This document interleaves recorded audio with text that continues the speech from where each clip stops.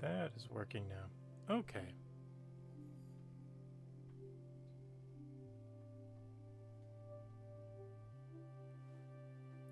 Welcome to the stream, everybody. We're going to paint some minis tonight.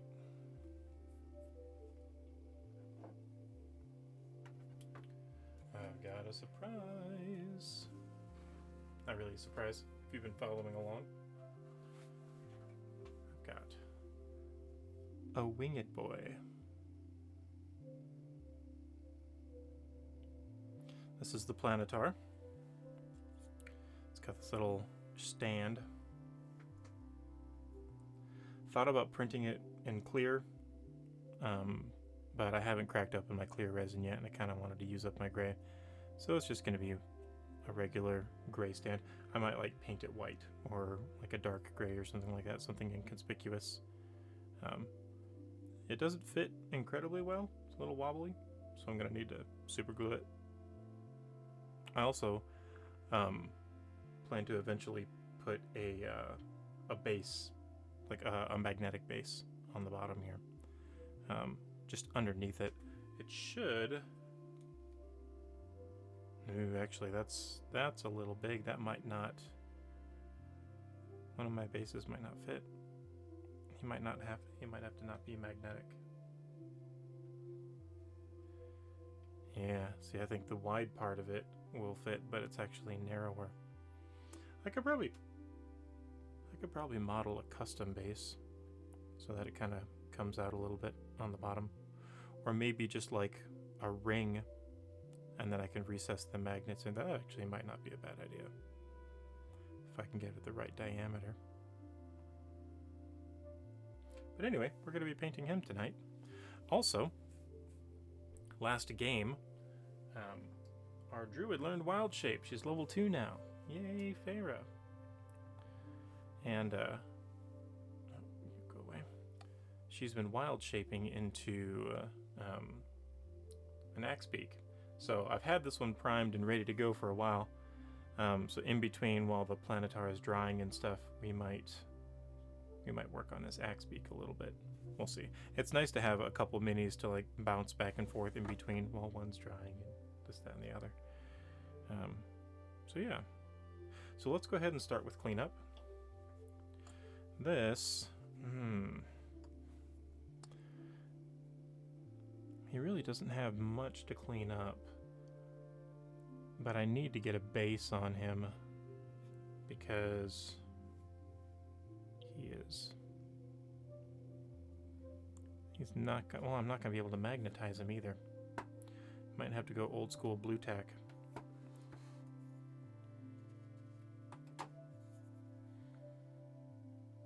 I'm probably gonna have to put the base on and then blue tack it to this, which is okay.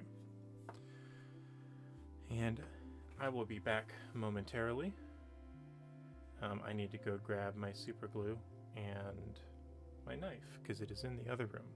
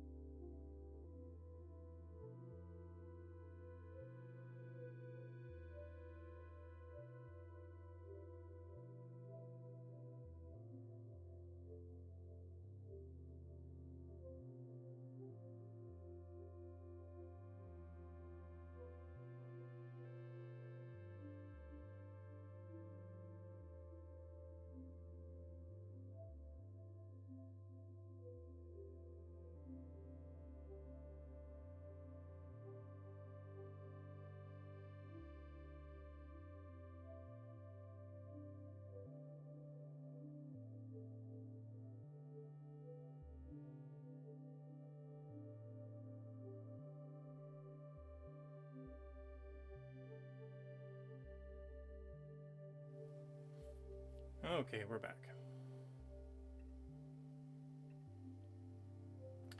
Hey, ANMCC. Welcome to the stream. I think there's a bit of a delay in my thing that says who is in chat and who is not. So I did some other stuff today. I printed some extra bases. This is a little bit of glue stick that helps with bed adhesion, but I was running low on bases, so I printed out a batch of 9 of those. And I'm probably gonna have to do a couple more. Printed a couple big bases, but again, I don't think that this Planetar base is gonna fit. See, it's gonna,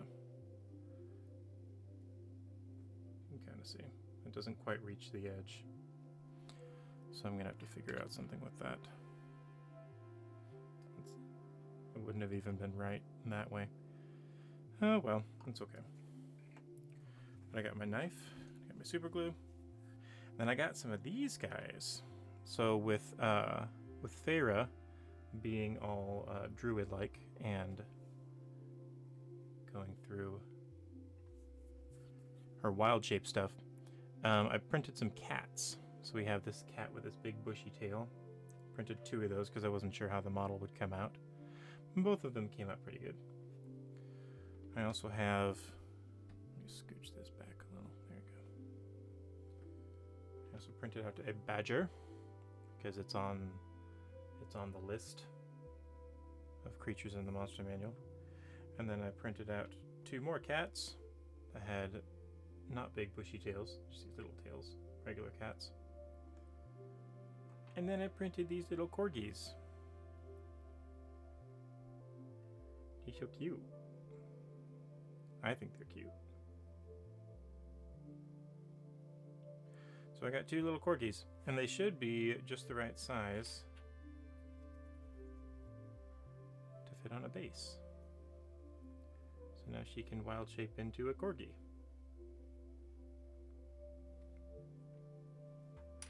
I don't think she's going to think of wild shaping into a corgi, but once I show them the minis, she's going to want to wild shape into a corgi.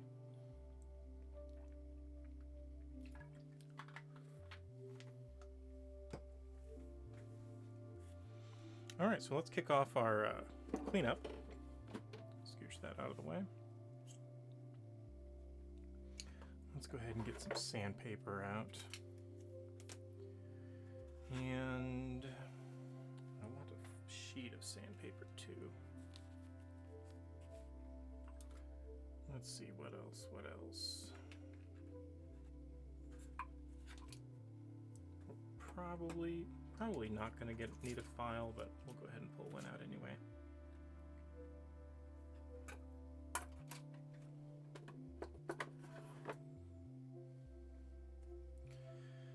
So first we're just going to start with the base here. We want to get this mounted, and then once that's on him, we can glue it up, let that set, and then we'll clean the rest of him with a proper holder. Hey, Lucrum, you're not late at all. I had to grab a couple things. My camera feels a little far back.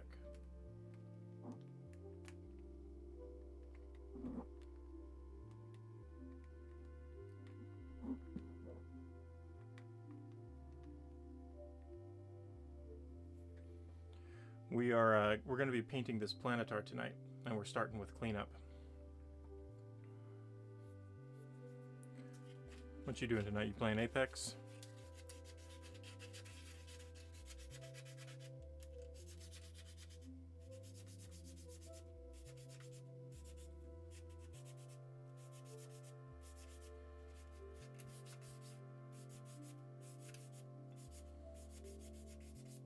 There we go. So Planetars are pretty cool. I'm actually gonna pull this up on a different screen over here.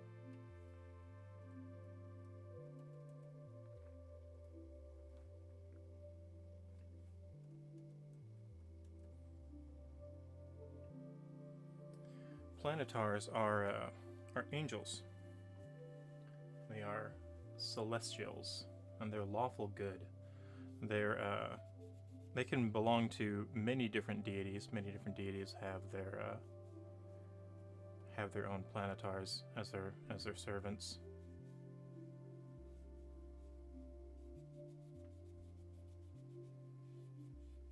Oh, nice. Good job.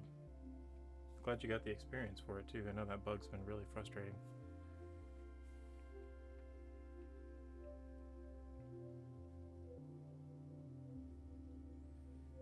So yeah, planetars are like these agents of good.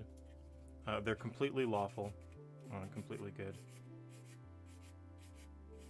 So they're not playable. They are monsters. They're pretty stinking strong too. They're like a CR16. I have the stats pulled up over here because I was looking at it earlier.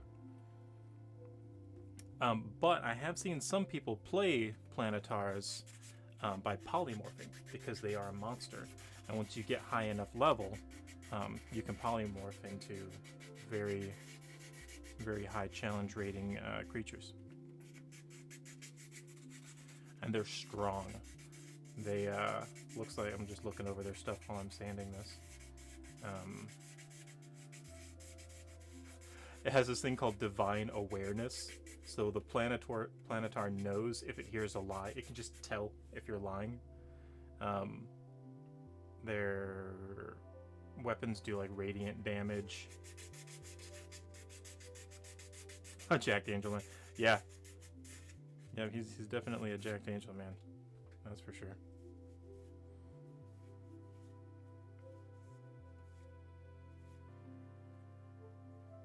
Of course, if you wanted to guess or like guest play in a game and just come in and use the planetar stat block, that would be pretty fun. Hey, you know what? So mild spoilers for the campaign. This planetar is probably going to show up in the near future. Maybe. We'll see.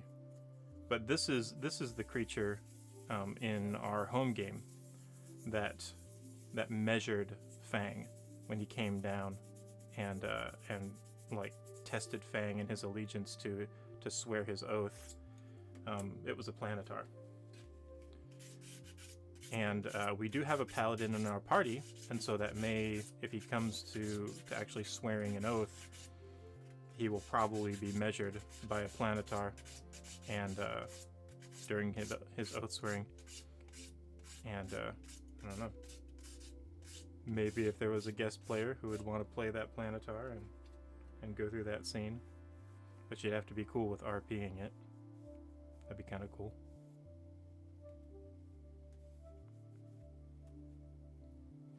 I'm going to give this another quick sand on the bottom. So I'm trying something new with this base. Normally, when I print resin, flat surfaces do not come out right. Like they're wibbly wobbly. You normally want stuff on supports. And I just printed this flat on the bed. So there was no supports. It was just flat on there and it came straight up. That typically makes this part a little more brittle because it has like layer lines going through it this way. You normally want them at a bit of an angle for stability. But I was like, this thing's thick enough. It's probably okay. And I'd normally have trouble like peeling this off of the bed. But this one actually came out okay. So we'll see how well it works. All right, now we need to give this guy a colonoscopy or something. He's got a bunch of stuff up inside the support hole. Looks like there may have actually been some supports in there.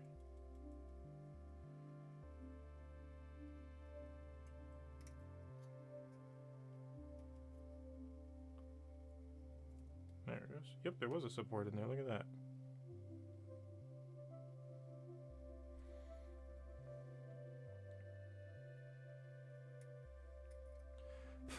I shouldn't have to clean up too much inside here because it's going to be obscured by the by the base. Where's my cleany brush? Where's my cleany brush?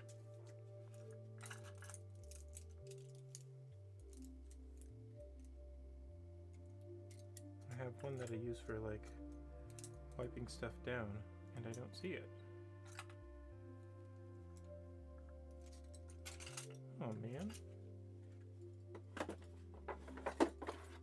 Oh, I put it in the wrong thing. I was about to get upset.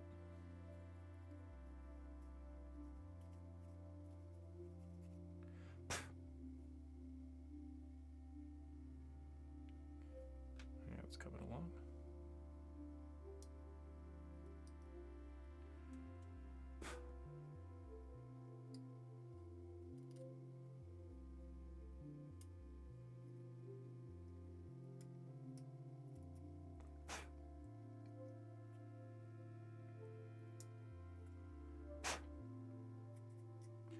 I think I'm going to, since I'm just priming one mini, I think I'm going to do the thing where I brush on the primer and then spray the highlight. And I think I'm going to be generous with the highlight this time and try to utilize some washes.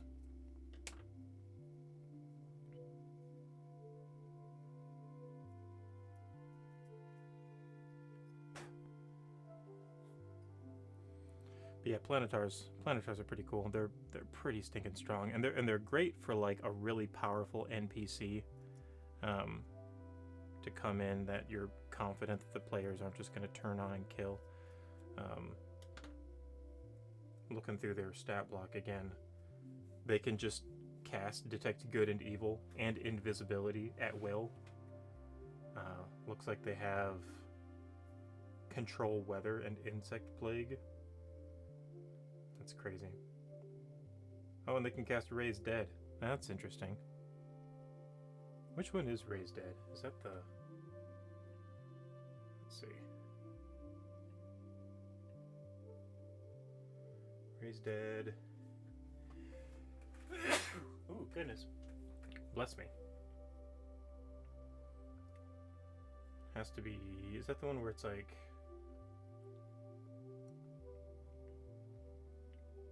$10 yeah, a week. Has to be within a week. So that's kind of a nice DM trick to keep in your bag too, is that if you establish a relationship with a Planetar and one of your party members dies at a lower level and you guys don't have resurrection or like even a cleric in the party that can resurrect, you could petition to the Planetar or petition to a deity and have their Planetar come down and resurrect your guys. I would probably make like there be some sort of requirement, you know, some sort of quest that they would need to go on to like prove the worth of this individual or something like that, rather than be like treating the Planetar like a one-up mushroom.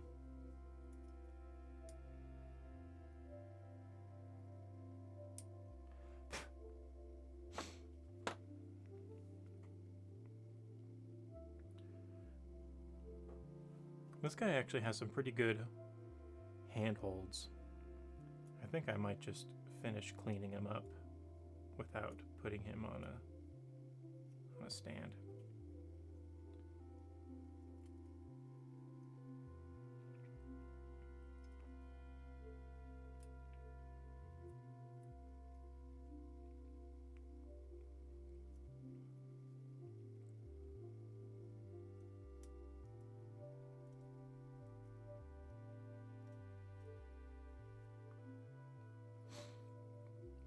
He's got these cool metallic shin guards.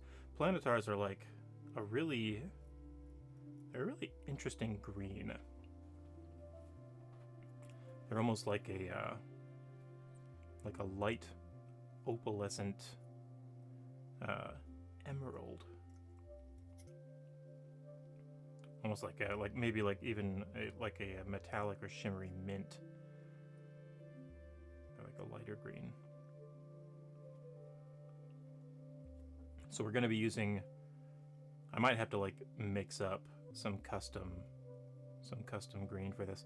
And actually, if it's going to be a little lighter, I could probably mix in some of my opalescent white and make him like mildly shiny. That could be kind of cool. But it's going to be that, and it's going to be white, and I'm probably going to use dead white for it, not my off-white bone white that I typically use. This is going to be like a super bright, like stark white, and I think that's fitting for like an angelic creature. I've seen some. I was looking up alternative models for Planetars and Devas and Solars, which are like the two other kinds of angels, and some of them had these neat halo effects above their heads that I thought would have been really cool to include, but alas, I didn't have access to those models, and I'd already printed this one. But I like this one. This is an MZ4250. Shout out to you, MZ4250. You do fantastic modeling work. I use a lot of his models, and they're great because for two reasons. One is he just gives them away for free. Like he just makes them and sends them out, and they're not always the best quality.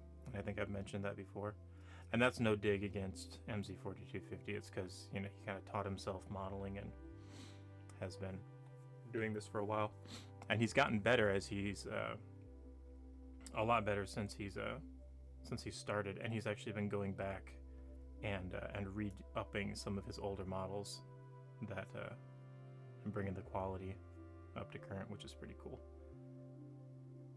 And this is one of those. This is like the second version of the Planetar. He's a really cool guy. He does a lot for the D&D community, and he deserves a lot of appreciation for the work that he's done. So thank you, MZ, if you're listening. If you ever happen to watch this video, I'd love to have you on sometime and just chat about D&D and minis and sculpting and stuff like that. And another great thing is that he actually has done the entire monster manual. So my process, since I'm wanting to print and paint the entire monster manual, is I'll typically go and look for a really, I'll see what kind of models are out there, and then and most times I'll just pick the MZ4250 one if I can't find one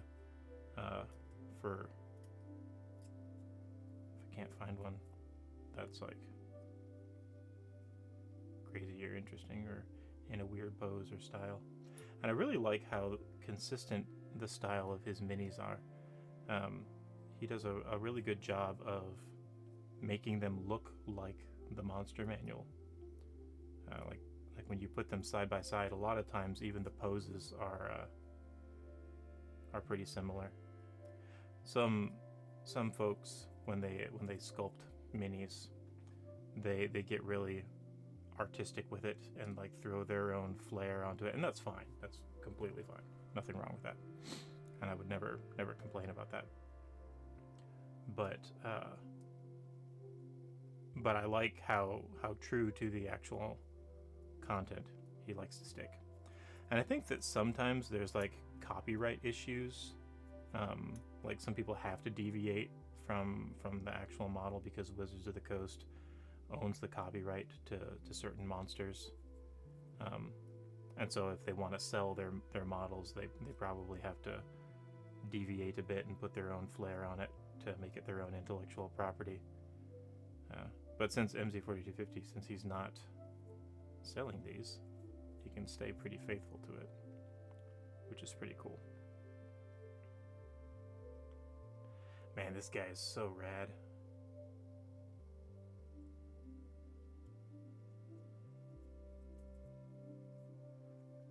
I just touched his chest, y'all. Did like Agent Carter, Captain America, and just like.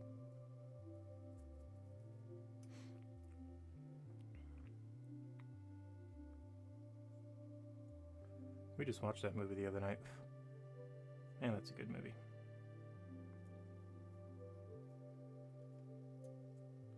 I really like Cap.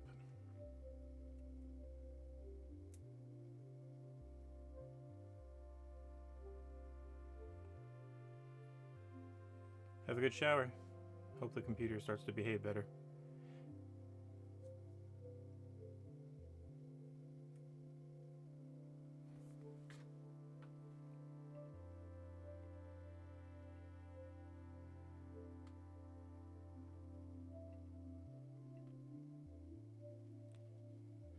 Hey, Jalapeno. Welcome to the stream.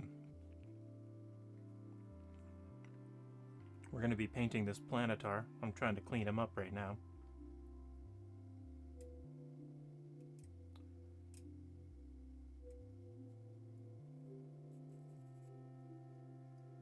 I'm glad you could hop in.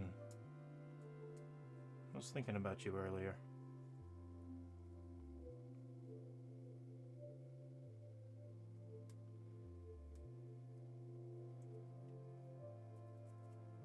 I'm really excited to have this Planetar. He's one of the ones that I've been excited to have on my shelf. It's just a really cool pose, really cool set piece, and very, very useful. Very useful mini to have.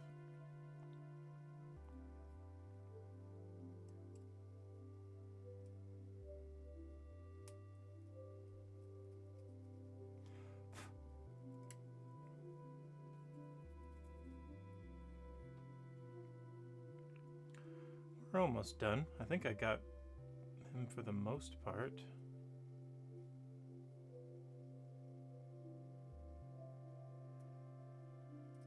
And one of the nice things about resin models is you don't have to clean up mold lines.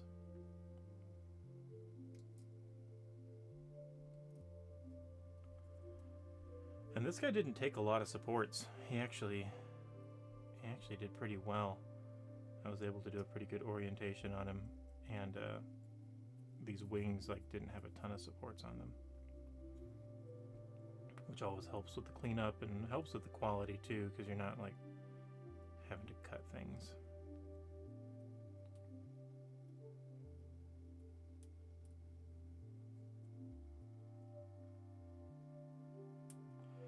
So let's see what happened last game. Oh, that's right, we were doing the Gagamba gang last time.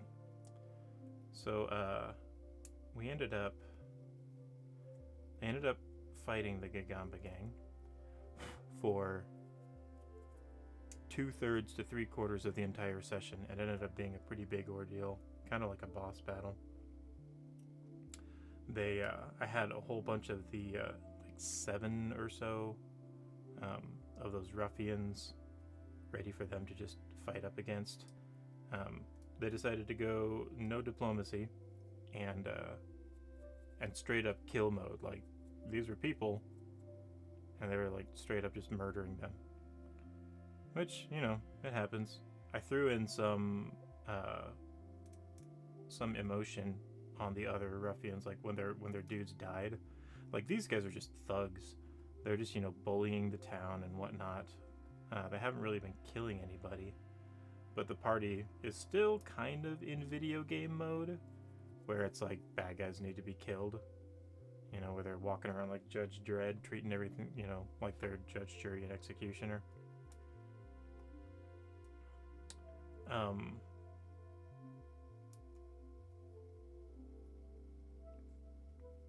Oh, goodness.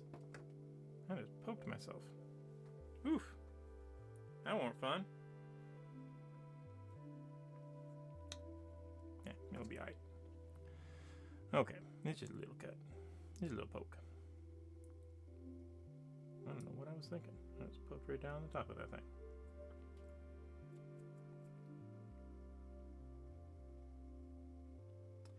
So yeah, they came through here and they were just like... Lizzie's character, they're the tiefling sorcerer. I forgot that they had received a potion of fire breath, and so she like pulls out the potion. She runs up into the middle of the fray. She's a sorcerer, right? Sorcerers are not very tanky. They don't have a lot of hit points. They're kind of supposed to stay in back and shoot from a distance. She runs right up into the middle of these guys, downs this potion of fire breath, and breathes fire all over them, and pretty much like brings the majority of them down to half health, just in one move, one turn. Bam, they're all down. They're all charred up and bleeding, and she's just like, okay, I have 2 more. And I was like, wait, 2 more? I thought potions of fire breath, you get 1. She's like, no, look at the card. So she read the card out, and yeah, sure enough, you drink a potion of fire breath, and like, I think you have for 15 minutes, maybe an hour, you get 3 fire breaths. And man, did she put those to good use. She charred those dudes. And I was like, well, this was supposed to be a bit more significant. There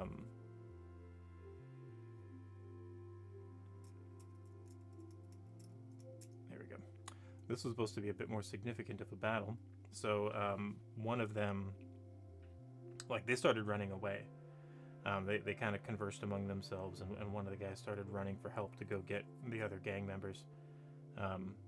And I think Drew started using his cool stuff. He had like Thunderous Smite, and so he just, you know, new paladin, he has new stuff, he wanted to try it out, and so he just shattered the silence, or like, you know, just the atmosphere with this Thunderous Smite that booms out to like 300 feet or a half a mile or something. It's just like incredibly loud noise, something really big. And I was like, okay, that definitely alerts the rest of the gang, and so they're able to get the gang members down. They kill all of them, and they take a couple hits. Feyre got to try out her wild shape, and so she wild shaped into an Axebeak, and then she ran out into the fray, and there was 3 of them out there, and they all had multi-attack because these guys were ruffians. And she didn't realize it, you know, she was just like, I'm gonna run out there and do a cool thing. And they, like, I was rolling beans, I didn't hit hardly at all. I kept missing attacks. But 3 or 4 of them surrounded her and like kicked her completely out of wild shape. And she was just like, oh, okay, well, I'm back. And I was like, well, you know, you have another wild shape, you know, and like that's okay. Like, this is what it's for. So she was like, okay. And but yeah, it could have been pretty bad if Lizzie hadn't pulled out the potion of fire breath. It could have been bad. And it was supposed to be bad. It was supposed to be a tough battle. Like, these guys, it would essentially be like storming a town. You know, you're not just going to come in and take out the entire town guard just because you want to. Like, this is going to be something that you're going to have to fight for. These guys have been camped, you know, in this town for a couple weeks, maybe a month or so. And they run this place now. And they're not gonna give it up so easily.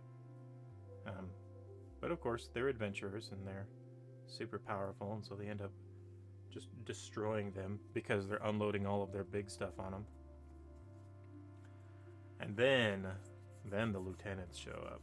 Then the gang leaders show up, Merv and her 2 companions, and they kind of came in with a bang. They were being secretive about it. Like, they heard everything that was going on, and they kind of snuck in. Jalel, their ranger, was up on one of the roofs taking pot shots at guys, and he was, while they were looting the bodies, the lieutenants snuck up behind him, and they had a mage and a fighter and a rogue. and I used the like these guys have levels. Like they were all level 7, which is kind of high, but I wanted them to be just out of reach. Like our party is all level 2, but there's like 8 of them. So it's like, oh, and they had one 6th level character with them too. So it was a pretty intense, pretty tough battle.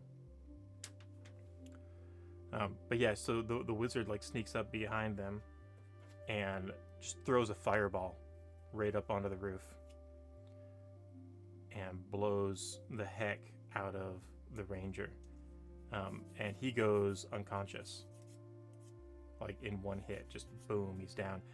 I think he had been hit a little bit before, but he goes unconscious. Or maybe he's like super down. I think he was super down. And then the rogue scales the house and goes up and shanks him, and he goes unconscious. And then he attacks him again, or she attacks the ranger again, and crits because he's unconscious, and he fails 2 death saves. So he's 1 death save away from dying. And that's kind of a jerk move, me just like imposing that just out of nowhere. But it's like, you know, they succeeded really well on their stealth check, and the rest of the party kind of dropped their guard. You know, they didn't look around for anybody else. So I felt like it was fair. But so I was trying to they were trying to negotiate with the party to get them to leave. You know, they were kind of boiling because their gang had just been murdered by these guys. You know, so they had some pride in it, but they knew that this party wasn't something to sneeze at. You know, like they could probably take them, but they'd have to put some work in.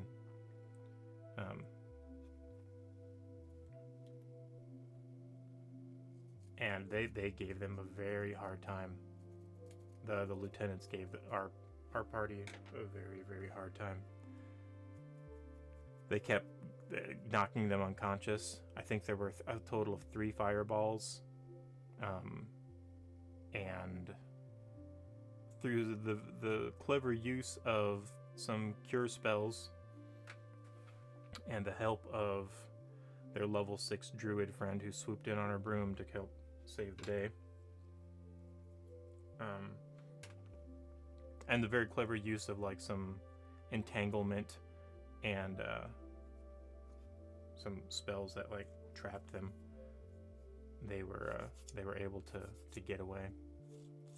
So these lieutenants are still out there, and they are mad. Oh man, they're mad. They want revenge on these guys a lot. Merv is royally ticked off. She lost like 7 people.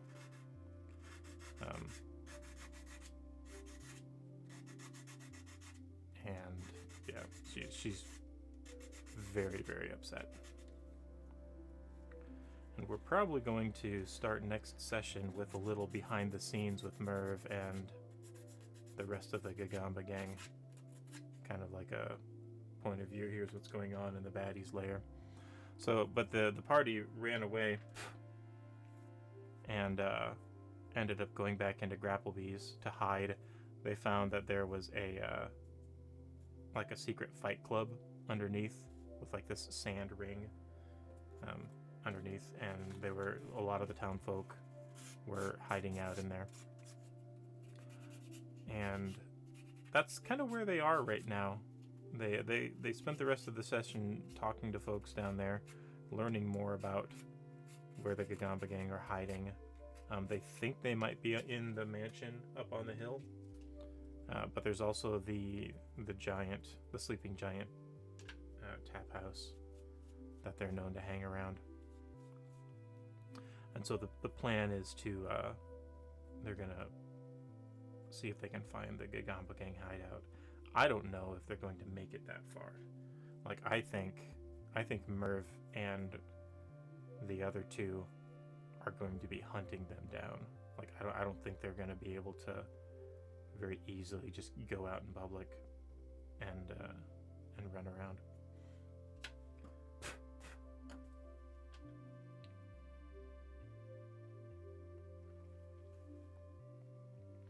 All right, I think that's pretty good for the cleanup. I think it looks rad.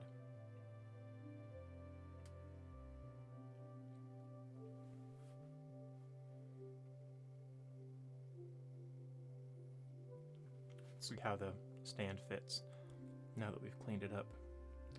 Oh yeah, that's a lot better. Still a little wobbly. Just a little. That's okay.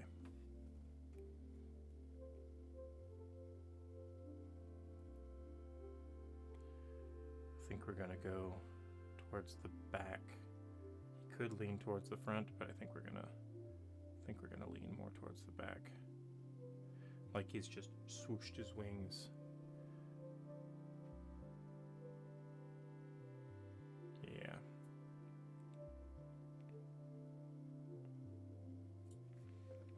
All right.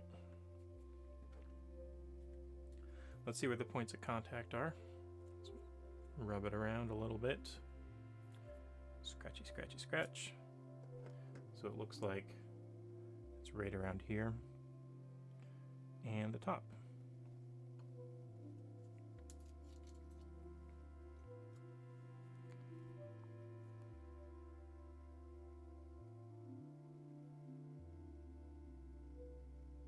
Uh-oh. Don't tell me I'm out of super glue. I used a bunch today fixing, or trying to fix my dryer. Oh, I think there's some in there. Dang it. Really?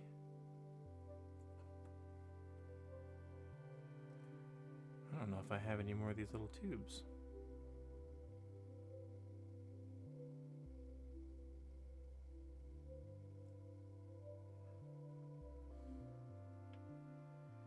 That could be very disappointing.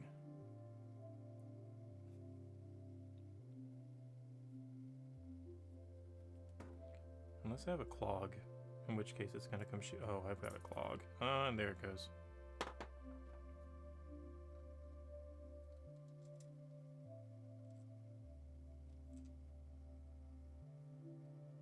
Problem with super glue clogs is that they're like clear. You can't see them.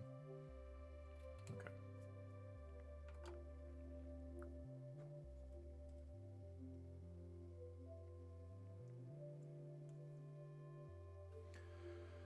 Alright, let's hold him for a minute.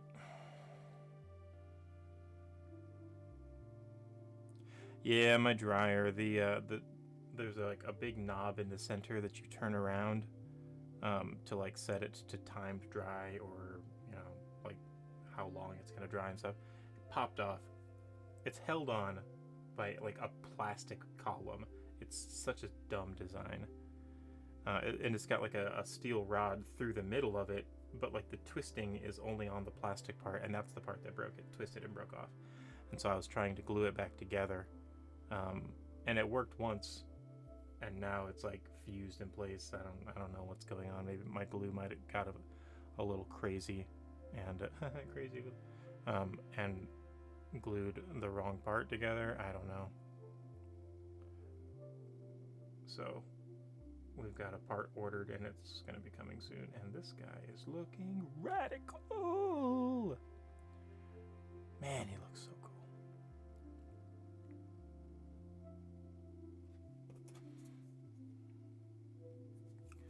I want there to be point on this sword. Not this rounded 3D artifacting stuff.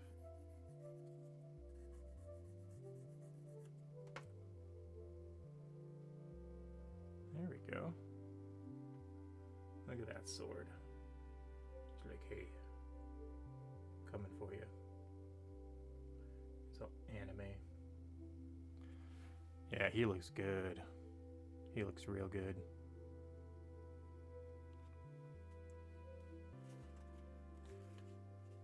Get a little rub on his bald head. See if I can take off some of those lines. He's giving me mad One Punch Man vibes. Saitama.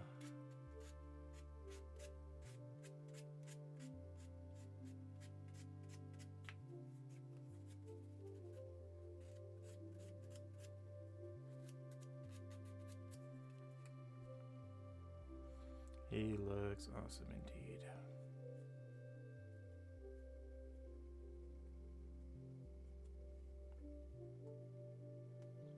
Here we go.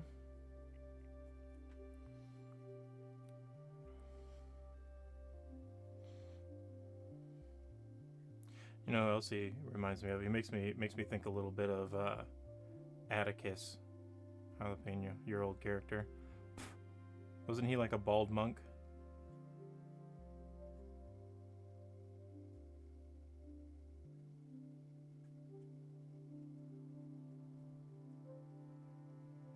At least I remember him like that. Alright, let's get some primer on this boy. This buff boy. Scooch these guys out of the way.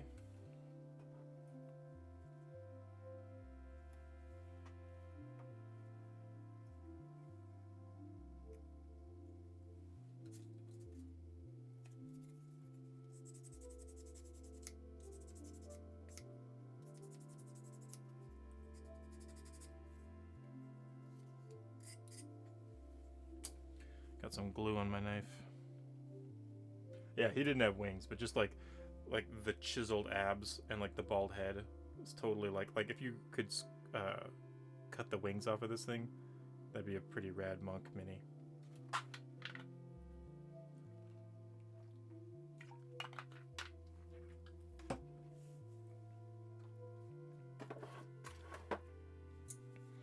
All right, where is my stuff?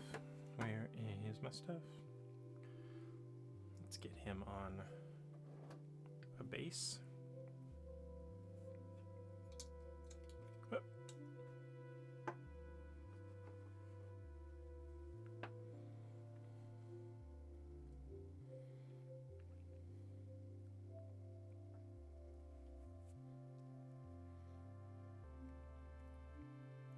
I remember Atticus and Daticus. That was a fun game. I really miss playing Thalius Cosmos. Good old Tiefling Bard. He was one of my favorites.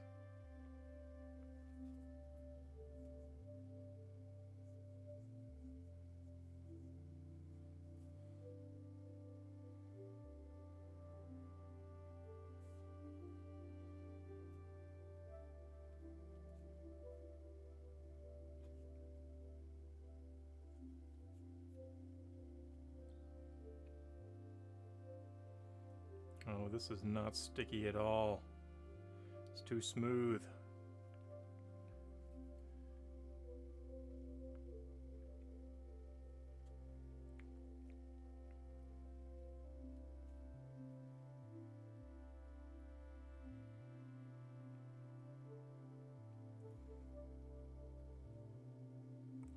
If this doesn't hold and he falls off, I'm gonna cry. There we go. I think that's...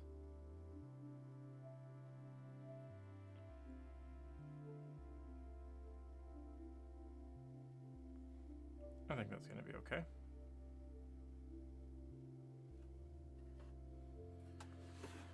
I think I'm gonna pull these guys out, scooch them out of the way.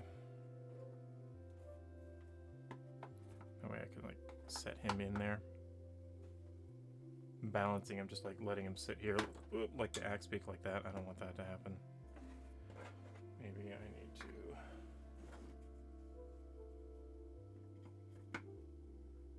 that.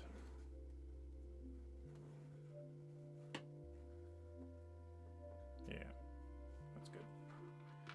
Scoot the wild animals out of the way. And we're going to go primer.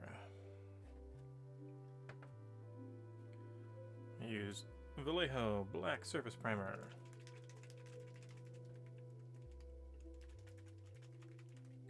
We're just going to brush this on. So let me get a good brush for priming. This one looks sufficiently dirty.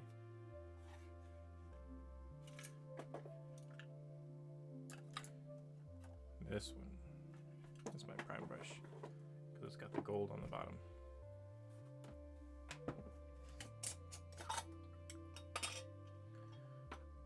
This primer is very, very potent. Lots and lots of pigment in this, which you want because you want it to cover very well. Jalapeno, did you know that Thalius is actually his last name? His name is Thalius Cosmos, and Thalius is his family name. And he is brother to Thalius Celeste from our Descent into Avernus game.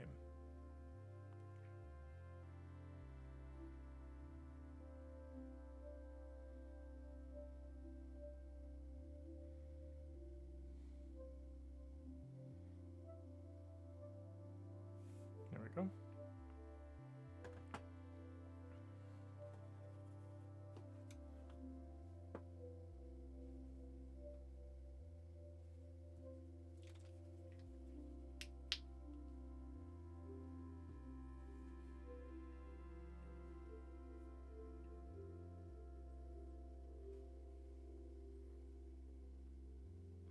So these planetars are tough. They're really tough. They're CR16. They can speak all languages and can communicate telepathically up to 120 feet. So they be talking. Don't matter who comes into contact with them. They can talk with you and they will judge you. And it's pretty cool how they can like just automatically tell if somebody is lying. I think that's a really neat feature, like ability to have. It fits really well with them being like agents of law and good.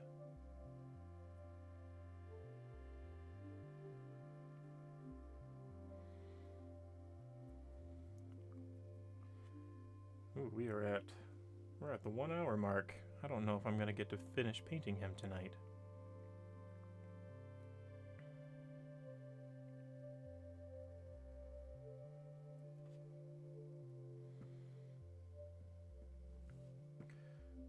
I'm gonna do this little trick.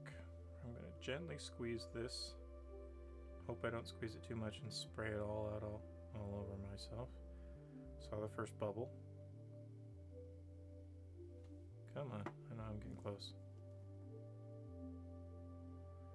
Nice and slow, nice and controlled. I should have enough in here to do it. It's another bubble. There we go. We're getting close. There we go.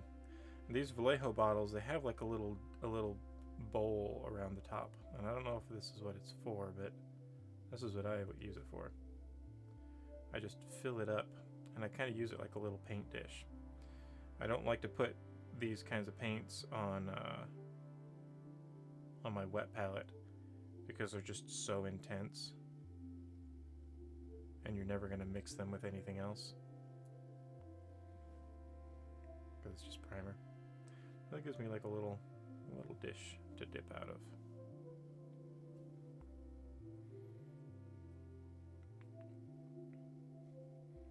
Yes, both campaigns are in the same world, and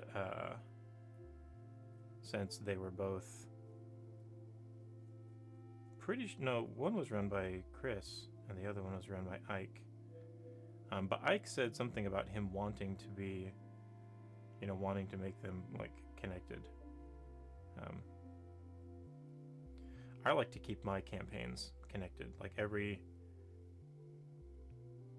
game that I do is in the same world, because that lets me do a couple things. It lets me borrow content from past games. Also, it's really fun to experience callbacks. Um, like you're playing a new character with a new campaign, doing new stuff, and you hear about your old character's exploits and what they're off doing now, or like you go to a town that they've been to before, and they're all talking up your old character because they were heroes of the town. That kind of stuff is really cool. It's really fun to me.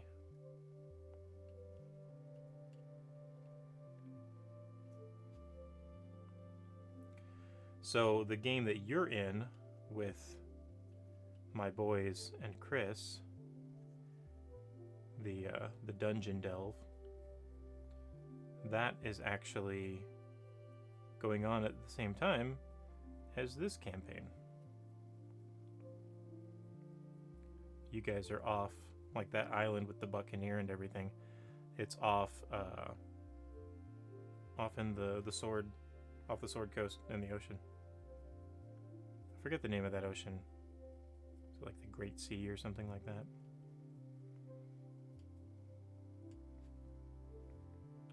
So yeah, if you guys, if those characters ever got a ship, hijacked a ship or something, or were able to get to shore, and they got to Phandalin, like they'd be experiencing the same stuff going on with the Black Spider that this current party is messing with.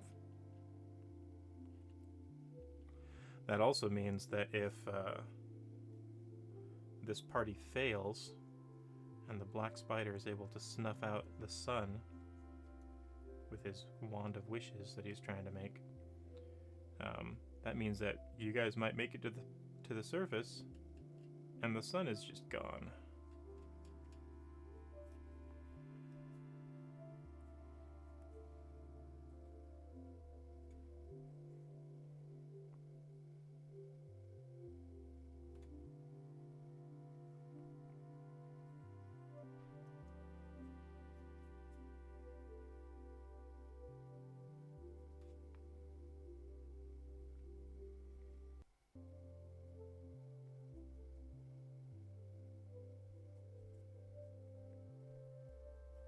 But I really like when things are interconnected like that.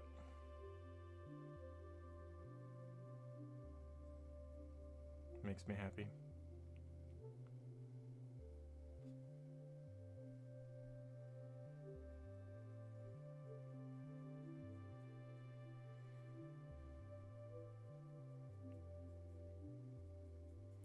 Let's get a little on the base here.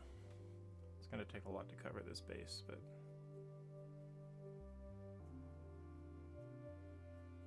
I'm glad you do, because I think it's a great idea. The trick, though, is that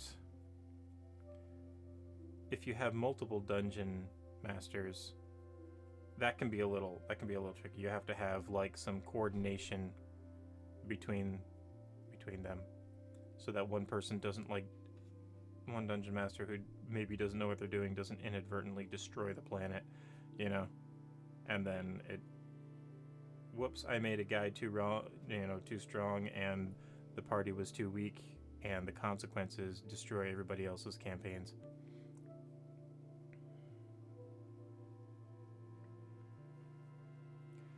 Knocking out the sun is a pretty cataclysmic event, but I don't think it would be cataclysmic enough to destroy the world. And I think that it's something that through strong enough magic it could be reversed and brought back.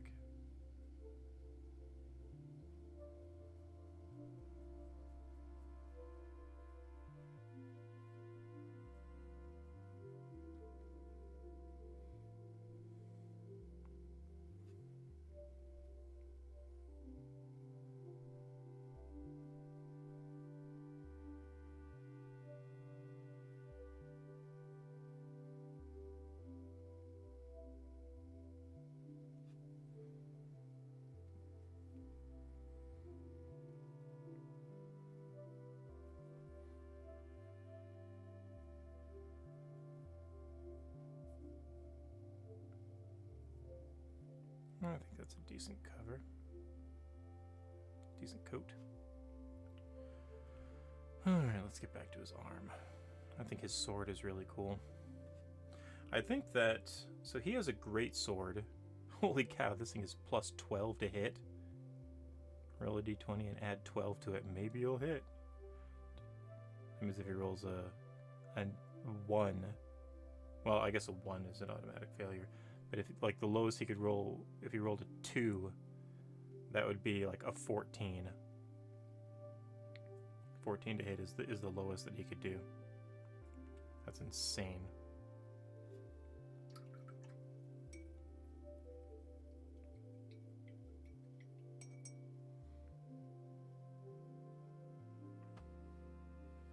And he gets 2 hits. Wow. He gets multi-attack. Because of course he gets multi-attack. Every significant monster should have multi-attack. Multi-attack is like a great way of making single monsters like have a fighting chance in a battle.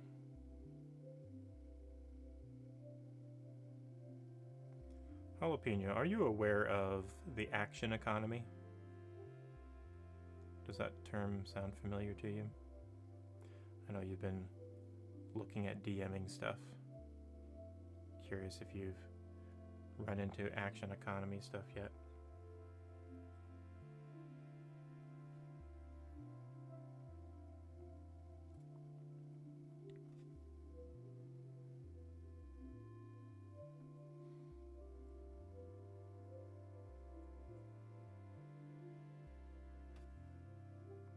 Little booger on there. So the action economy is essentially strength. This is probably, I don't know if this is the best way to explain it, but it's the strength of a character or the strength of a party, a group of creatures that is based upon or calculated by the amount of moves that they have.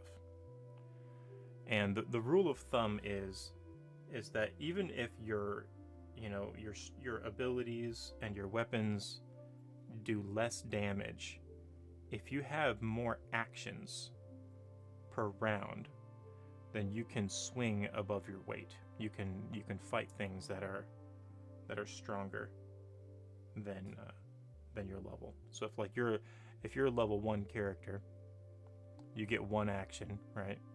You get a move action, a standard action, maybe a bonus action, and a reaction per turn.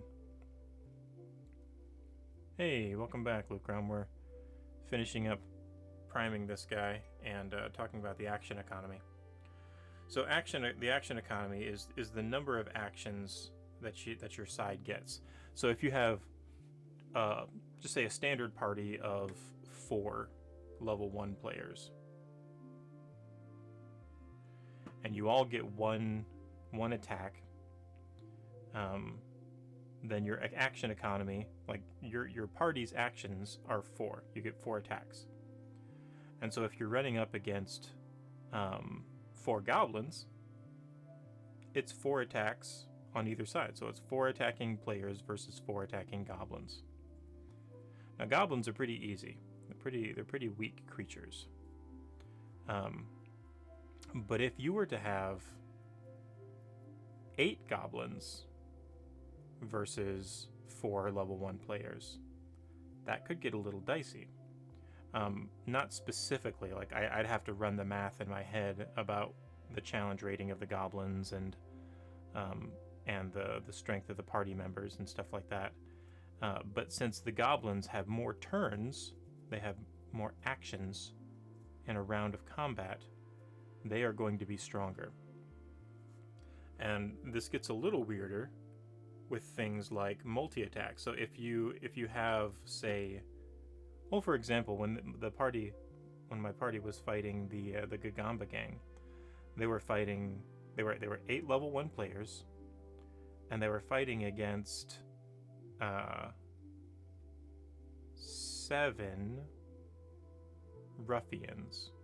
And these ruffians all have short swords, but they have multi-attack. So that means the ruffians have 14 actions per turn, or per round. and that is versus a level 8. No, because Amanda's character wasn't there. It was 7. So it was 7 ruffians versus 7 level 2 players, but the ruffians had multi-attack, so they had 14 attacks, and the players only had 1 attack per turn. That's the action economy. You have actions to spend, and whoever has the most actions tends to win. Tends to. Or at least if you have more actions, you can swing higher than your weight class. So if you're going up against, say like an ogre, something that's like really big and really tough, he's only got 1. He may be way stronger than you. He may be like a super high challenge rating, but he's only got like 1, maybe 2 attacks if he has multi-attack, and you're a party of 4, or you're a party of 8 if you're insane like my party.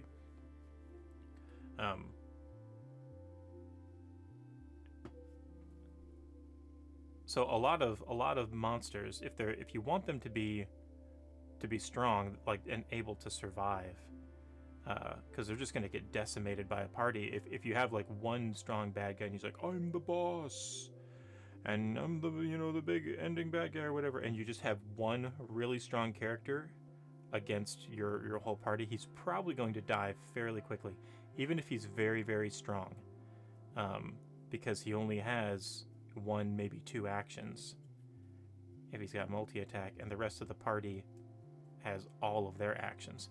Now you can actually do some stuff to attack the action economy. It's almost like everybody has action points, and you use your action points, and you can increase your action points, and you can hurt other people's action points. So, for example, during the Gagamba gang fight last Tuesday, it was the big player party versus the gang. One of the players had a potion of fire breathing, and she got it to spray over every single one of them. Hit really hard, 1 action, but it attacked 7 people. So she like increased her actions and kind of leveled the playing field. They had 14 actions on their side, and they had 7 actions on the party's side, but she just attacked 7 people. So she essentially doubled all of their actions. Now all the enemies got attacked, and the party still has all of their turns left. You can do things like, if you're a wizard, you can cast haste, which gives an extra action to whoever you cast it on. So, if it's like a fighter, they'll have their attack action, and then they'll get a second attack action. And so that's buffing your party by giving them more actions on their side. You could also do something like slow, cast slow on an enemy, and it removes one of their actions. Really, really nasty stuff. That's why one of the reasons why Fireball is such a powerful spell, is because it's an area of effect, and it attacks a bunch of people, and that increases your number of actions. One of the ways that they combat this, the designers of Dungeons and Dragons combat this, is very, very large, very, very nasty, very, very bad monsters are legendary, and they get what are called legendary actions. So they have their turn like normal, so they get like a standard action, a move action, a bonus action maybe, and all of that stuff. But at the end of every player's turn, they can choose to use a legendary action. So they'll have like 5 legendary actions, or like 3 legendary actions per round, and they get them back at the end of every round of combat. And so they might have 3 legendary actions, and so a fighter goes up and he's like slash slash. He's got 2 attacks, and so he slashes and slashes. At the end of his turn, the dragon can use his legendary actions to do a breath attack, or swipe at him a couple times with his claws, and that increases the action economy of that monster, so that it isn't just the players throwing 8 hits on him and then he gets 1, and then they throw 8 hits and he gets 1. It's like it creates this back and forth.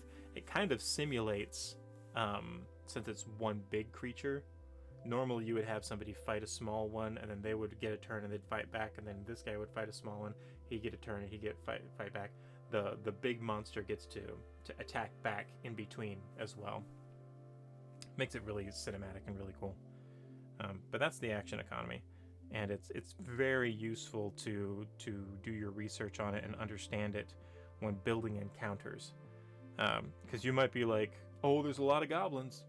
12 goblins pop out. Oh man, look at that. There's 12 of them. 6 on one side, 6 on the other, and they flank you. And your level 1 party of like 5, if they're not careful, they're gonna get their butts handed to them, because a goblin might do like 1d4 damage with a bow. But that's, if all of them shoot at one character, that's 12d4. They're gonna kill that character, and they get 12 different. It's like rolling an attack with 12x advantage.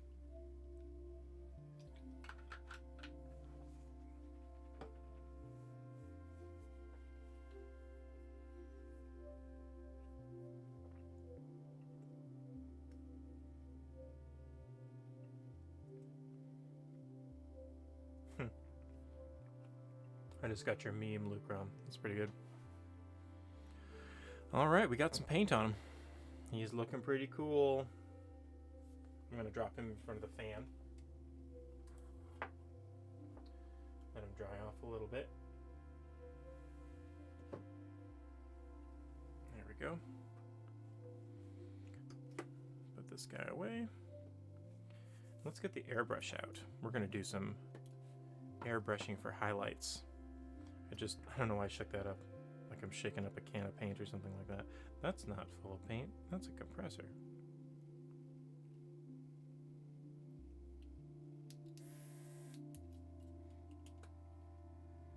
Nice.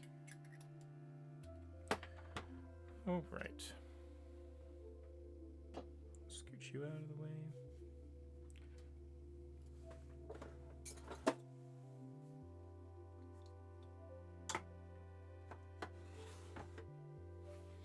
Let me get my super sophisticated and totally professional airbrush chamber made out of styrofoam.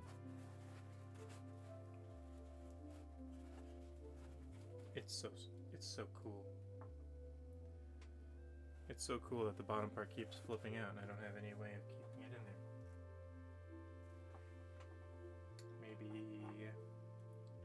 Maybe I can take this old X-Acto knife blade and go like that. Oh, look at that. Super hacks. Y'all learned something today.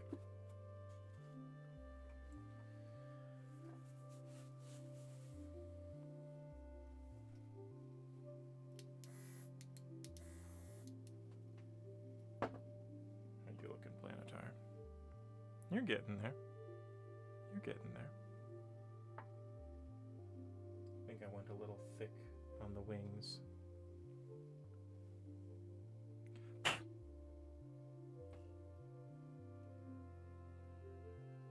Something stuck down in there. Alright, it's going to be a little bit more before we can paint the Planetar. Let's take a look at color schemes for this bad boy. Actually, before we do that, we have to clean up on him a little bit. He's got some little boo-boos on his nose. So this is an Axebeak. This is like my backup mini for tonight. I like to alternate between a couple, so while one is drying, I can work on another one. I've had this guy printed up and primed for a while. I think it was the Christmas before COVID when I went up to Kansas and printed and painted a bunch of primed a bunch of minis. But I'm busting him out. One, because he's in the A's, and I'm kind of loosely going alphabetically through the monster manual. But also because our druid just hit level 2, and she learned wild shape, and so she's been trying to wild shape things. And yesterday she tried to wild shape into a Axebeak, and I was like, oh no! I don't have, I have an Axebeak model, but I don't have it with me. And so I ended up having to hang my head in shame and use a owlbear instead, which they thought was cool, but I would have rather had an Axebeak. Yeah, I'll bet you learned action economy in the Delve with all those goblins sitting down the hallway there. There might just be little goblins, but man, when there's 13 of them all pointing short bows at your head, that's a dangerous situation. That's another reason why fighters in D&D get multiple attacks, where they can attack twice per attack action. Like that's a significant buff because they're getting multiple actions. Also, they get action surge, which gives them just another action to use. Short rest, long rest, but it's strong because it's like adding another party member to your party.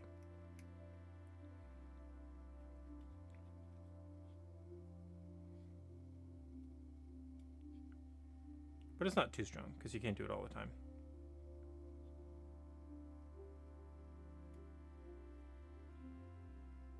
They do a really good job of balancing stuff in D&D 5e. I think so anyway. Some stuff is broken.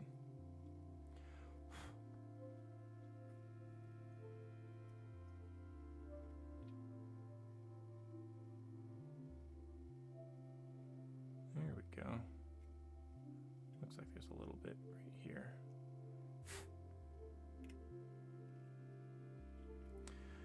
And as I'm like cutting these little pieces off, I'm scratching off the primer and the zenithal highlight that I've done, which is not great. Like, that's gonna show through. But since I'm gonna be priming the Planetar, I can just give it a little spritz and touch it up.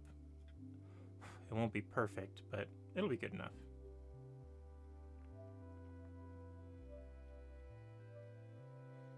Yeah, I think these are gonna be a-okay. We'll set him right there. Let's check on Mr. Angel. Still not there yet. He's got some spots in between the wings, like in between the feathers.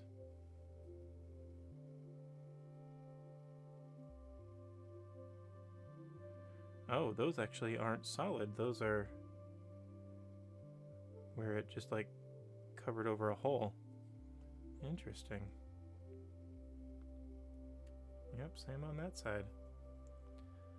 So when this does happen, you can just kind of brush it out and like spread it out nice and thin, and that'll help it dry faster. That actually shouldn't be a problem now.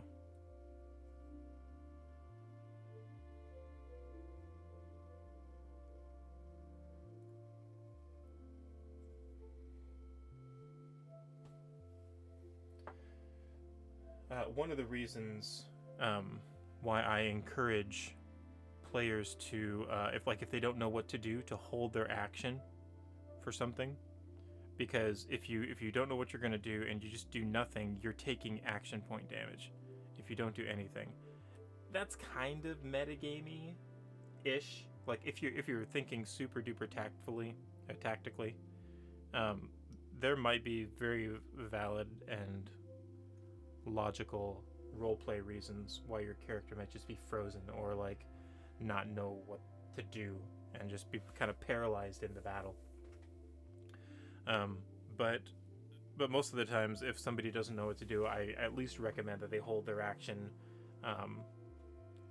for something that could fire off, just so that they don't hurt the team, hurt the party by not doing something, because the party's relying on everybody to pull their weight. Because if you have a party of 4, that's 4 actions, and if one party member isn't doing stuff, then that drops by a quarter, and that's a lot. It's more impactful at smaller party levels too. like levels as a number of players.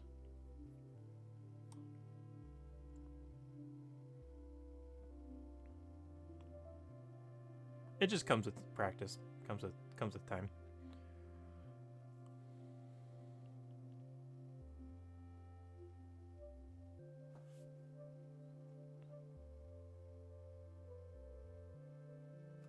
He's a little wobbly, but I think that's just... Yeah, that's actually just the flex of the stand. Okay, let's put some primer on him. And actually, I think I'm going to... not primer, let's do a zenithal highlight. And actually, I think I'm going to do this guy first, just to get everything set up and working okay.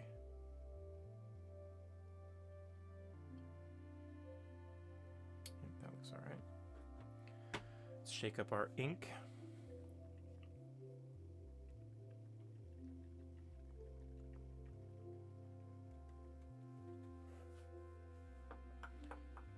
That was one of the so the action economy and like knowing what to do, Lucrom. That was one of the reasons why Carcos's monster manual ended up not working out so great. I think we needed to balance it a little bit more and make it more successful. Because you ended up trying it, and it was too difficult, and then you would fail, and you would be losing your action. Like it kind of felt like it wasn't worth it to use that magic item. Like you could have cast a spell or attacked somebody or done something instead of doing the monster manual. You were essentially, if it's too difficult to use something like that, you're taking action point damage. Okay, let's see here. Let's give it a little spritz. Backflow it a little bit. Boop, boop, boop, boop. There we go. Hey, Lucrom, can you take care of... Yeah, thank you. Oops.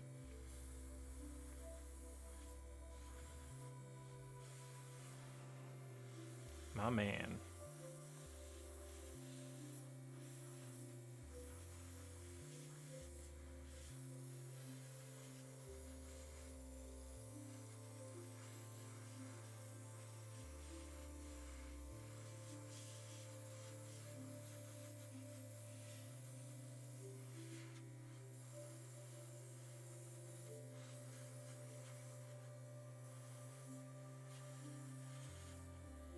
There we go. Our first big follow spot. Thank you. Thank you. I owe it to all of you wonderful viewers who make this channel such a huge success. I'm not in this for the views. I just want buds to hang out and hang out with me while I paint. Because I'm going to be painting anyway, and I'd prefer not to paint alone.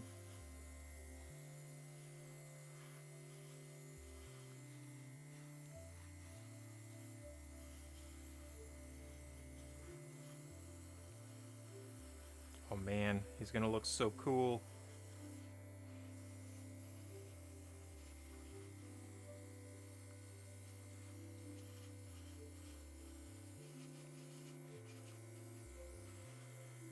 I'm going to go a little harsh on the highlight with him because he's kind of angelic. Well, he's not kind of angelic, he is angelic. And I want that to like come through with some really bright highlights.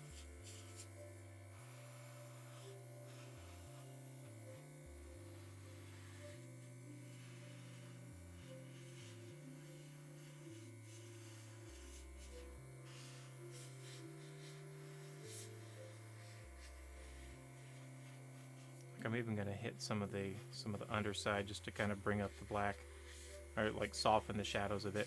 I'd really like to start priming in gray instead of black. I'd like to get some Vallejo gray primer.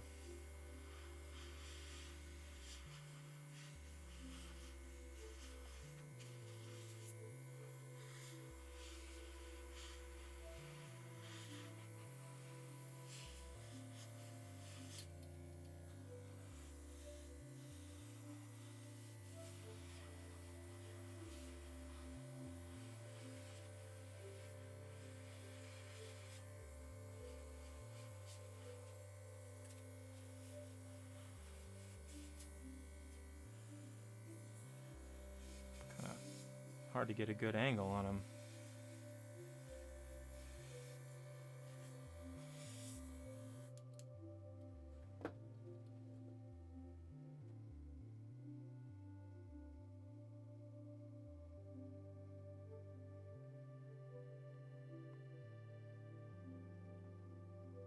Got some shadows.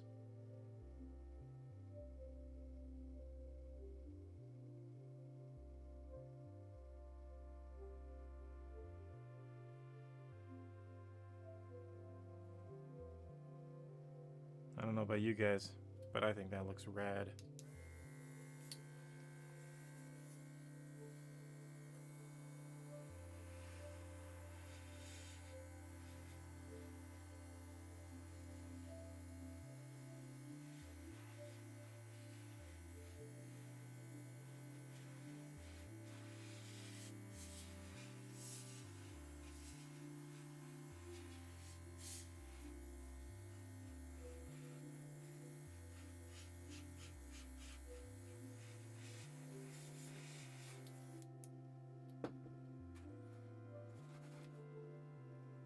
So dang cool.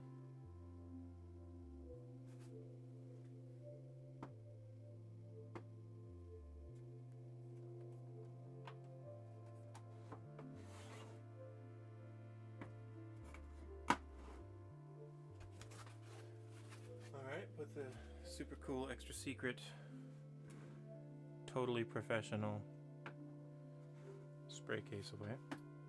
Let's dump the rest of this ink back in here.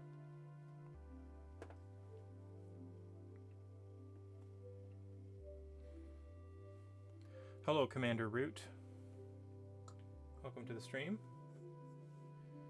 I've seen you in a couple times, Commander Root, but you're always silent. I don't want to insult you by saying that you might be a bot, but I'm curious if you're a bot. If you are not, welcome. If you are a bot,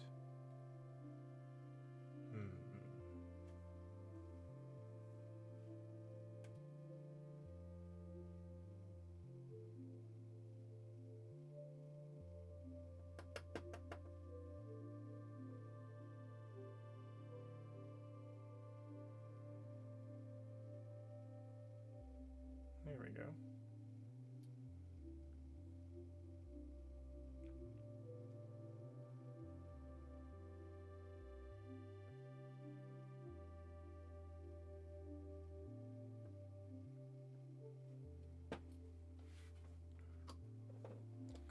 One of these days I'll get better about being able to manage exactly how much ink I need. One of the nice things about the airbrush, though, is that you don't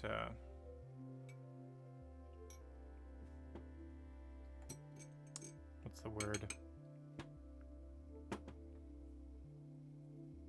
There isn't a lot of drying time. It dries really fast because it actually atomizes the paint through the spraying process.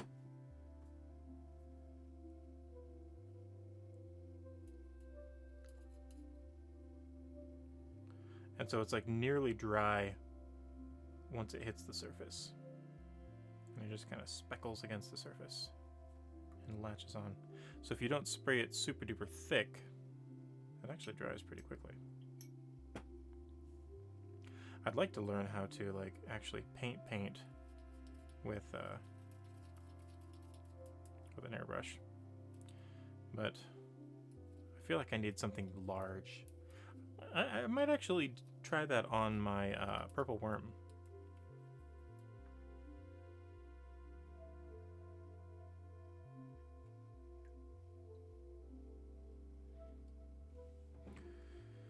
All right, that's rinsed out. Let's spray a little bit of water through here on a paper towel. So when you're cleaning an airbrush, I'm not the best at it, but this is kind of what I do. Put a little bit of water in there and rinse it out first. I have this little eyedropper.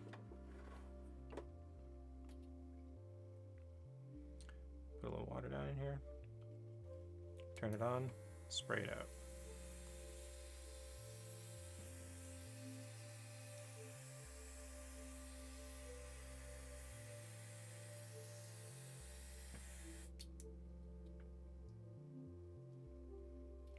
And that's going to help clean out the tip here. Although there's so much air moving up in this little front part that it can dry pretty quickly and cake up on here. At least on my model of airbrush it can. Some airbrushes are, like, this is not a fantastic airbrush. I've heard that Iwata airbrushes are very good. At least that's what I saw. What's his name? The Mythbusters guy, Adam Savage. He was recommending Iwata. Would you just text me?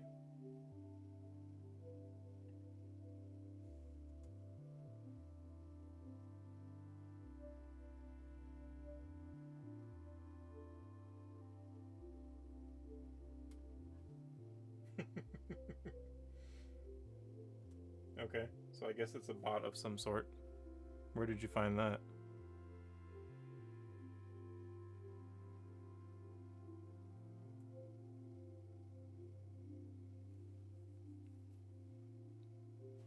I'm gonna grab a Q-tip real quick.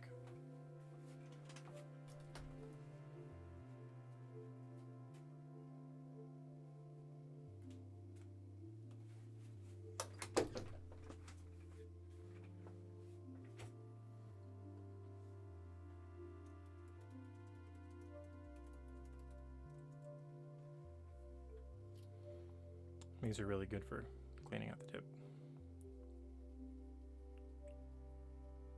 Get some friction in there.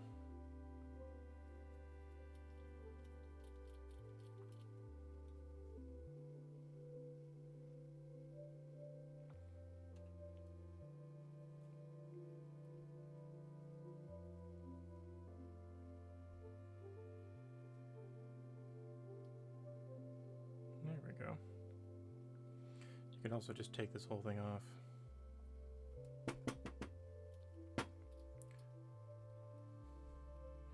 There's a little bit of paint left on the tip, on the needle. And it's probably coming from inside, which is fine. So what we do then, so we rub this around here, see if we can get all of the stuff off the...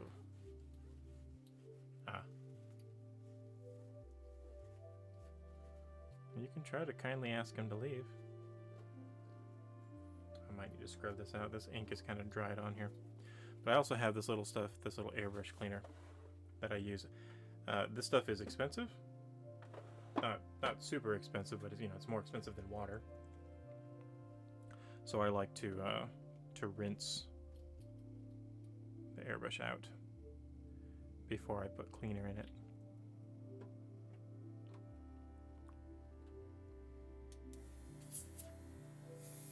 So I like to spray it through it.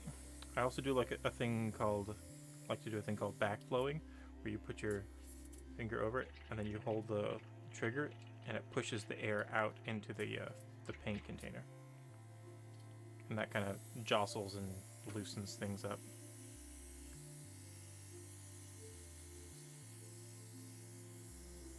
Ooh, the camera's stuttering.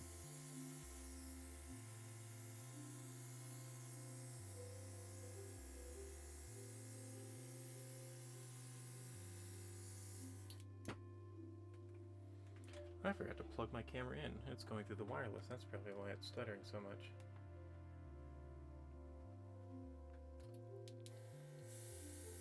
Hopefully that'll help. And that's probably gotten everything out of the inside.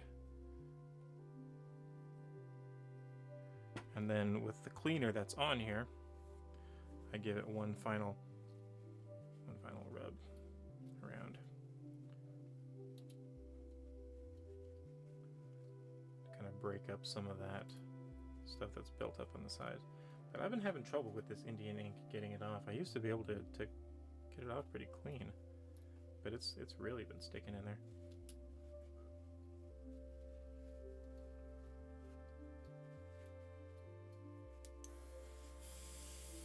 And you just blow the rest of it out. There you go. That's a terribly dirty pot, but since I'm just using white in it, I think it's fine. Okay. Let's put you back. Let's see if we can at least get... Oh man, we only got 15 minutes left. I didn't even get to paint him. Let's see if we can get some paint on it real quick. Is he dry? He's dry.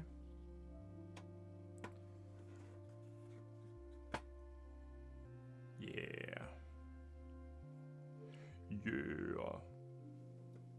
So actually, we might not have to do too much painting on him. He's going to be... he's got a lot of skin, and his skin's going to be a greenish, but his wings are going to be white. And his loincloth is going to be white too. So I'm going to have to figure out something for the shin guards. What's his image look like?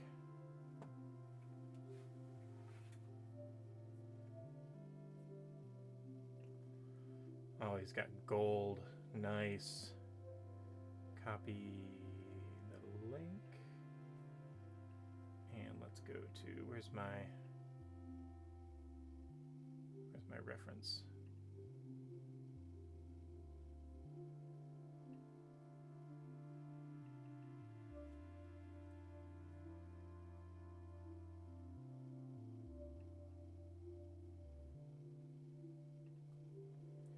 That's our Planetar. Doesn't he look cool? He looks so cool. Why isn't that above my other stuff? There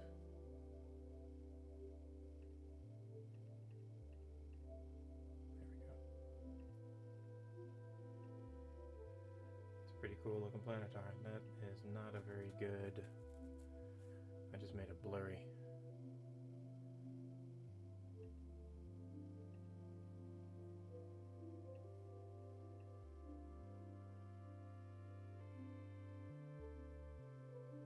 Maybe I can, let's see here.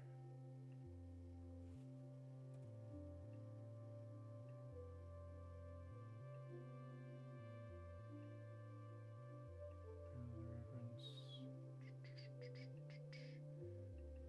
Is this a better one? Nope, that's the same one.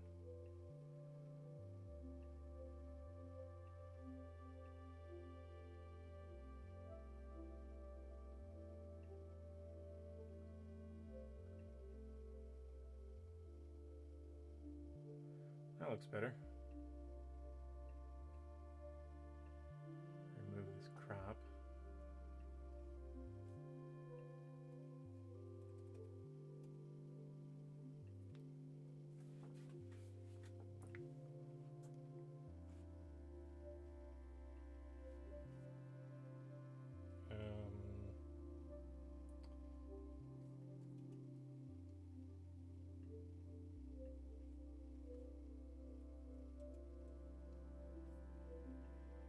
What if I just go like this?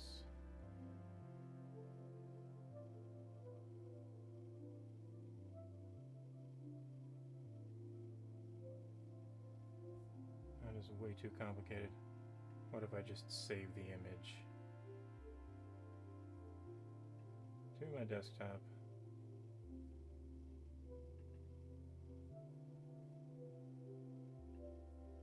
And then if I close that, turn that off, reference image.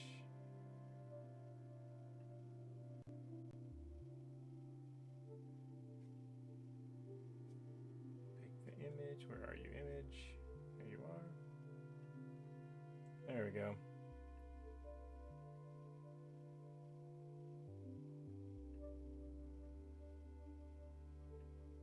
There's our Planetar.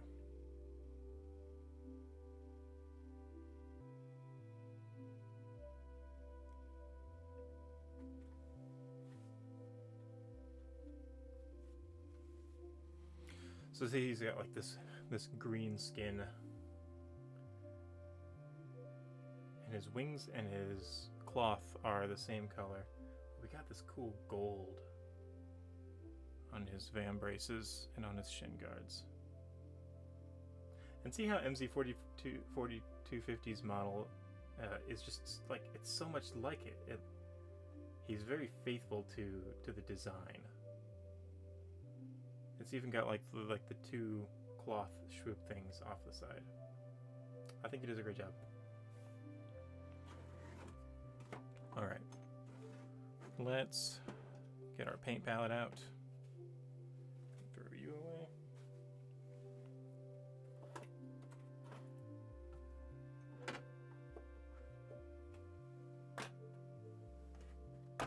So I'm gonna get some color on this guy. We don't have any green on there. Let's get some green on there. Let's get a brush. This looks like a brush. Let's use this brush.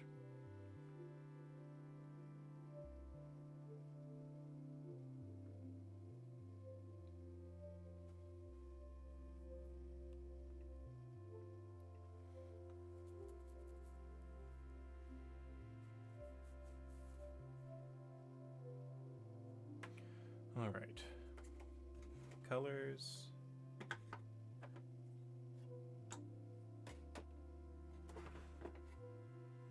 See, it's kind of like a mint. I really want to pull out the iridescent, the pearlescent white to lighten it up. That one's kind of a bluish one.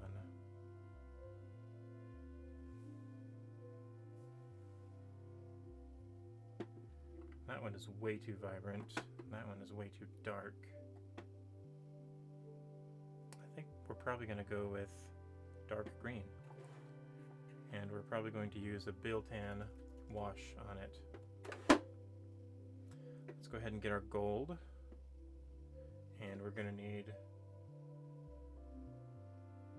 gunmetal, but I'm thinking we should go silver for the blade. Ooh, and he's just got solid white pupils for eyes. That's going to be fun to paint. Alright, so let's get our green on here. This one is really thick and it separates a lot. And it turns into like this lighter green and this darker jungle green when it separates. I put a couple glass beads in this bottle, but like it's so thick you can't even hear it.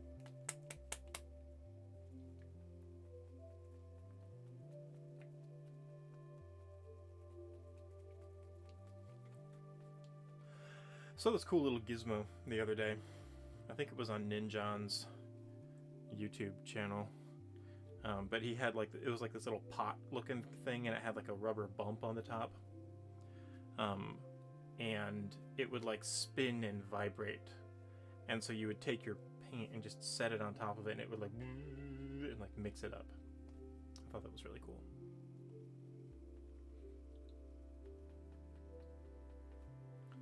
All right. I believe we're sufficiently mixed.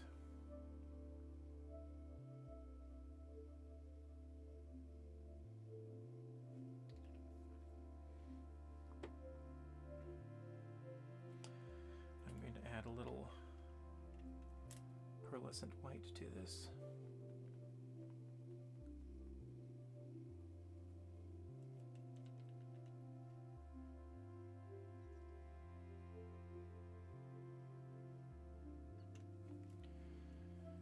And let's get a little mixed stick. Do I have a mixed stick nearby?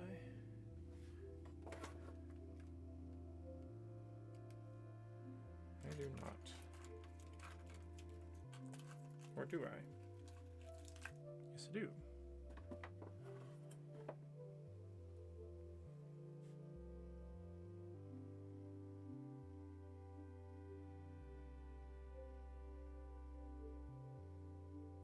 I think this is going to be good.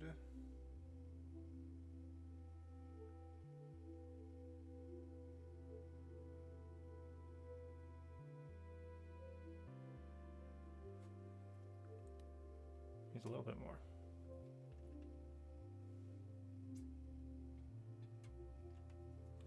And I think I'm going to give it a touch of just straight dead white because I don't want it too iridescent.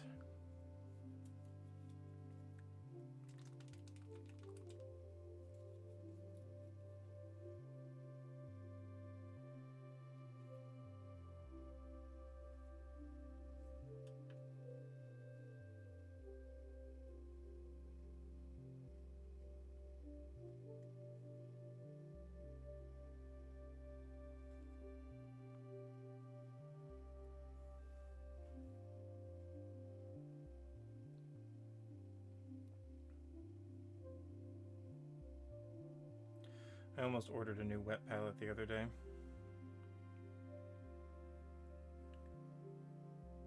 Mine's nice, but it's really fat and it's really small. I'd like a thinner, wider one. The only thing that stopped me is I was too lazy to get up and check the dimensions of it to make sure that it would fit in my paint case. I want to make sure it fit, because it's not going to be much use to me if I can't use it, like take it around with me with my paint case. Alright, moment of truth.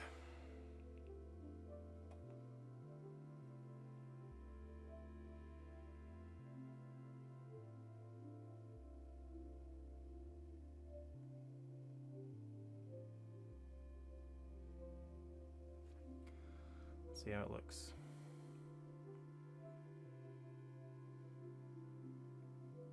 I think that looks fantastic.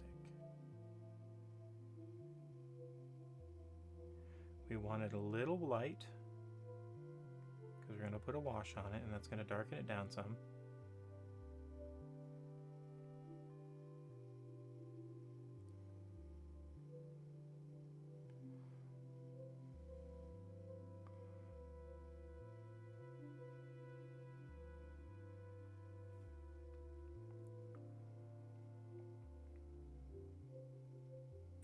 Just going to paint the whole face since I've got the, I'm just going to do the eyes on top of it. No need to hang on to the shadows.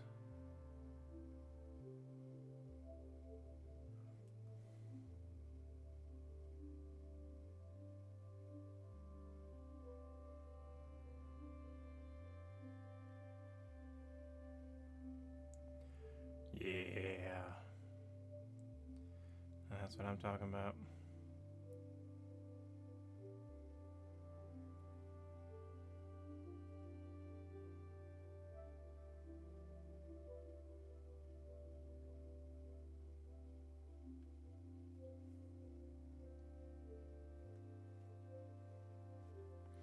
It's kind of hard to get to, this back part here. Try not to touch the wings. If I can, I might just lightly glaze the wings, or like maybe even just wash them and leave them as is if they're supposed to be nice and white.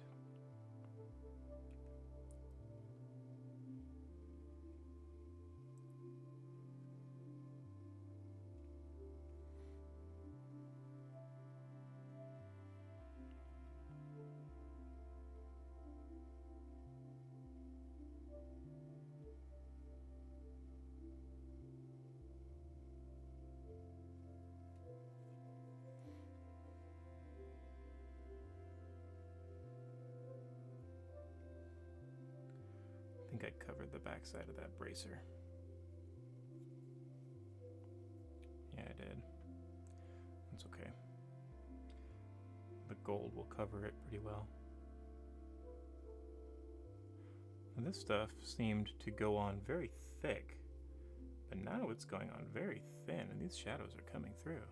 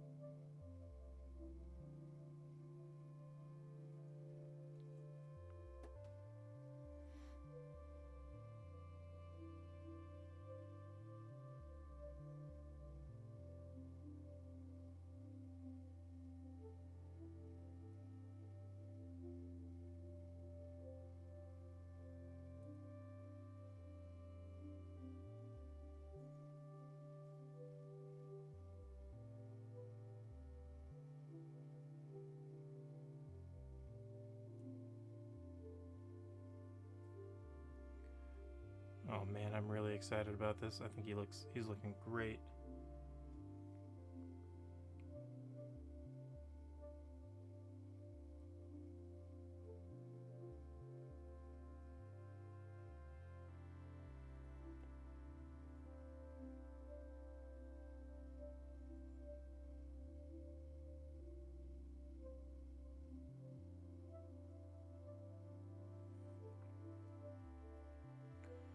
A little shaky-handed tonight.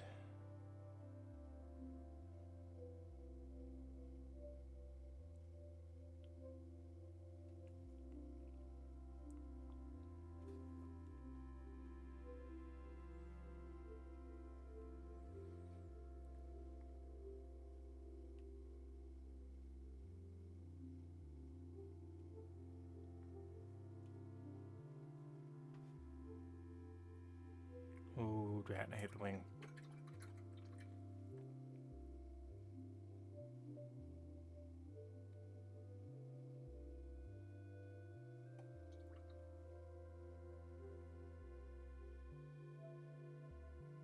Okay, I think I mopped it up.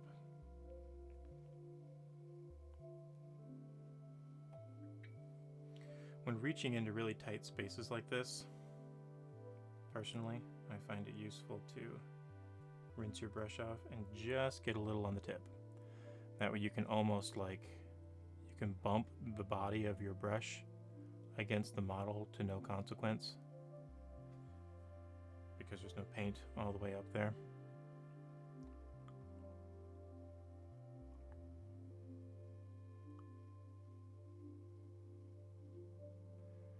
And you can treat it more like a pencil than a brush.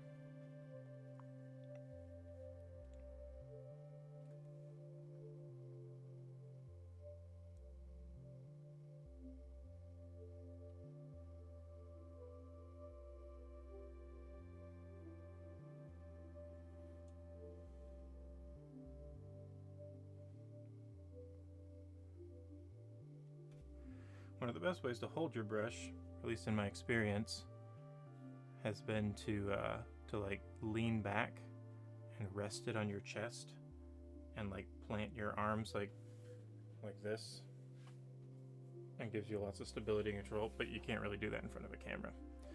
So a lot of times you'll see me I'll touch my pinkies together, or press my thumb to stabilize my hand, like this, or sometimes I'll go something crazy like that, just to put some places of movement, just points of stability.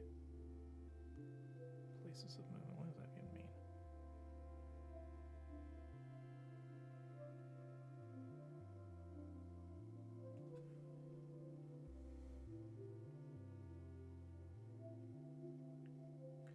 Planetar, your back be crazy.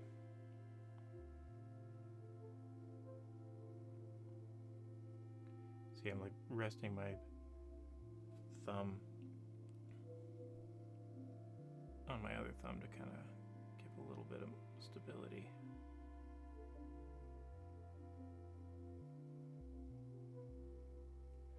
There isn't much method to it, it's just kind of whatever feels solid.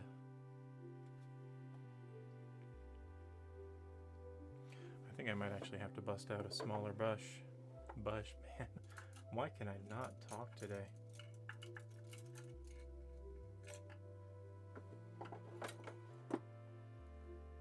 Gonna bust out a smaller brush.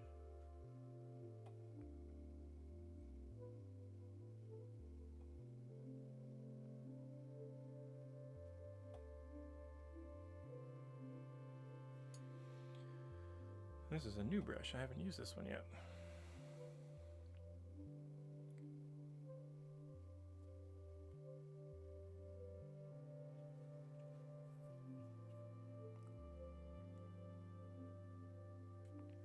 Put too much on.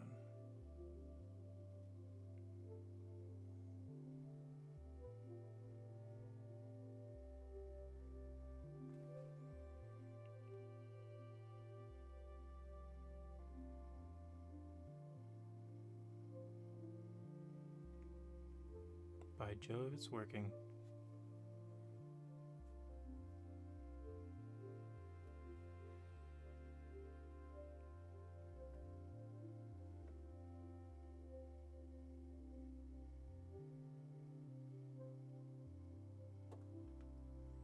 Nice.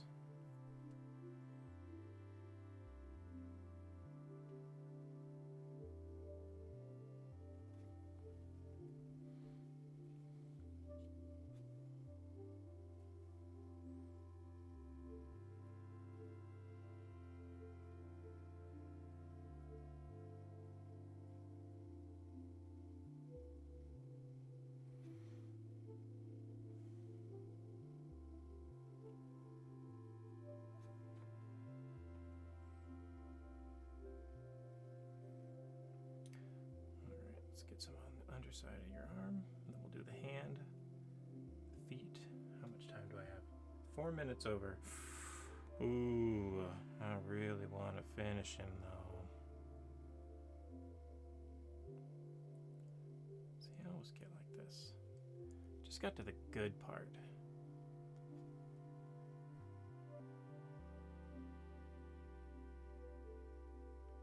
I could use the excuse that this paint is probably going to separate, even though it's on my wet palette, so I should probably get all of the use out of it that I can tonight.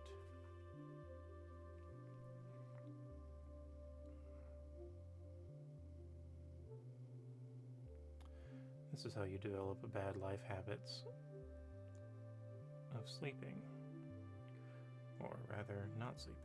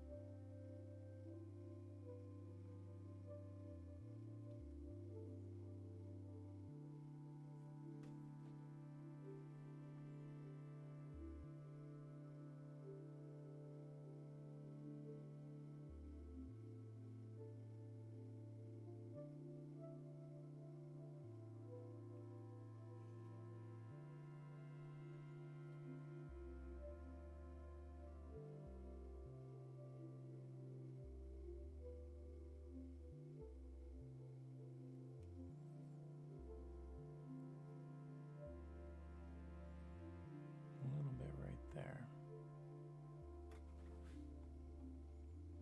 Oh, nice. Good job. What do you think about it so far? I think he's turning out great.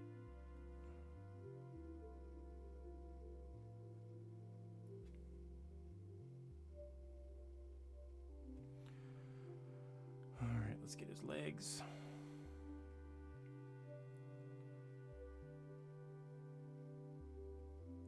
Showing some skin.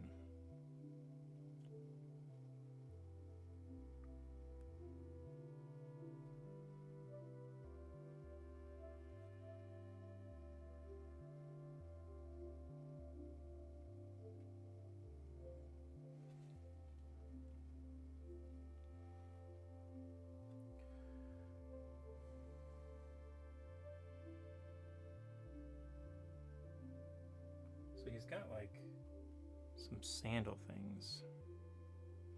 I think I'm just going to paint the side of his feet.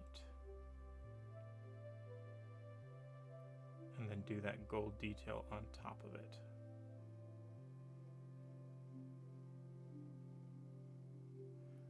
I mean, I find the word epic kind of overused a little bit, but man, I totally agree with you on this one. The sculpt is great. The paint, like the color that I did on it, I think really hit the mark. I think it looks pretty great. I think it does look epic. Hey, thanks, Luke. Appreciate you hanging out and taking care of the bot for me. You are the man, and I appreciate you. Hope you have a good night.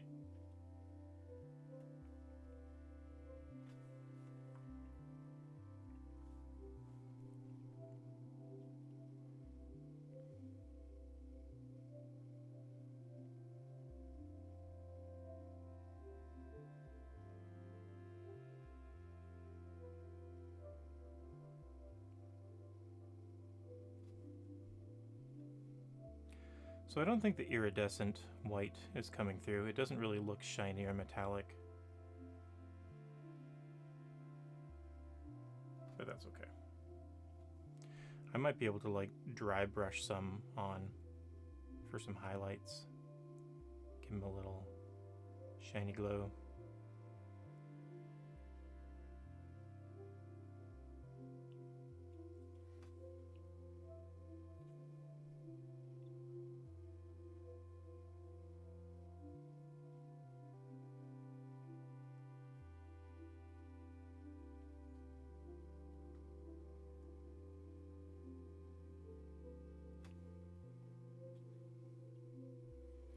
Doesn't really show the bottom of his sandals. I think I'm just going to make them gold too. Keep it a simple color scheme.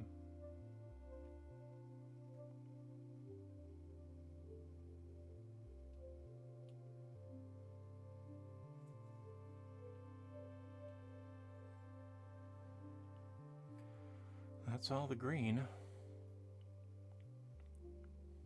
Okay, let's put some gold on him. You convinced me. Twisted my arm. I'm gonna go back to my other brush.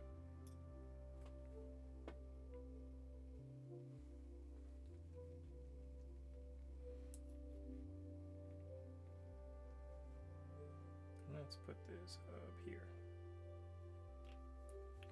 I think I'm going to do some edge highlighting on him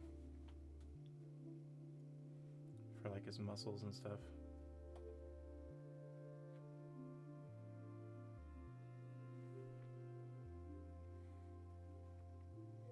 It's a really nice gold.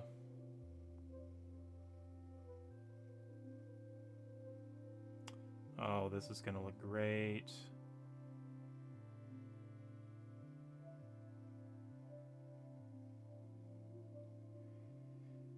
The green and the yellow.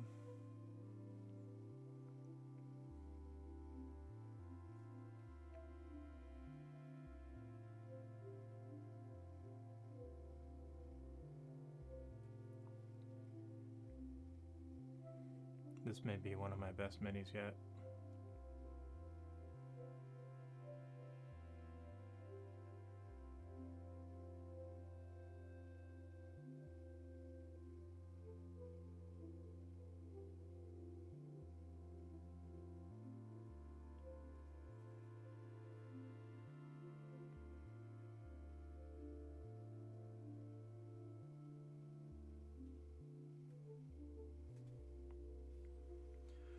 Don't mind me, I'm just gushing over here.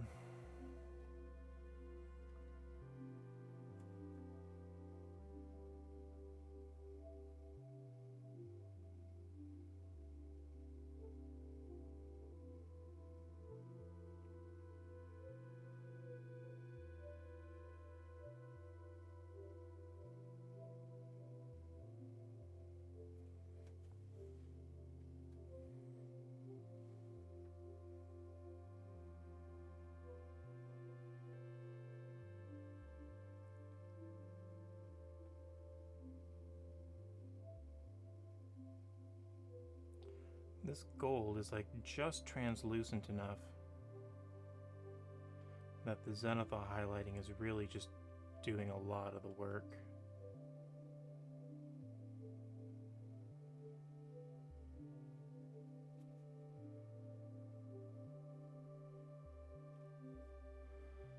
Wow.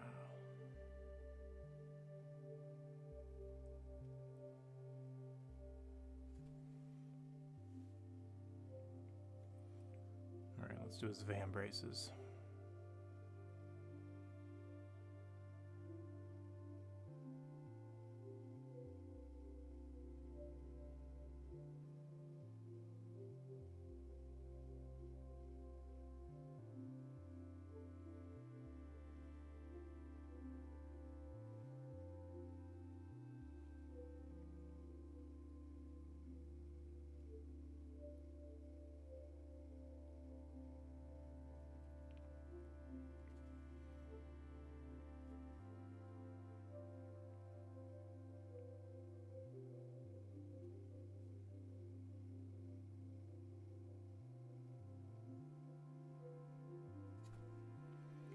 It's a little light,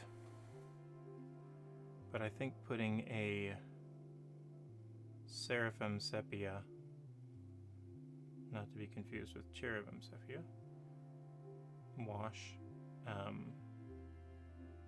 will really bring the richness out in this gold.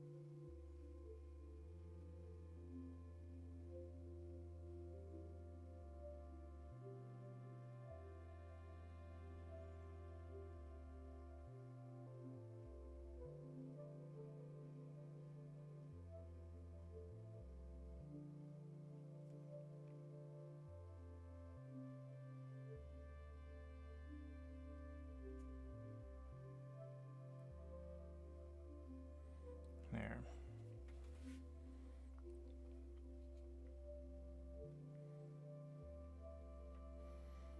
Let's get the cross guard.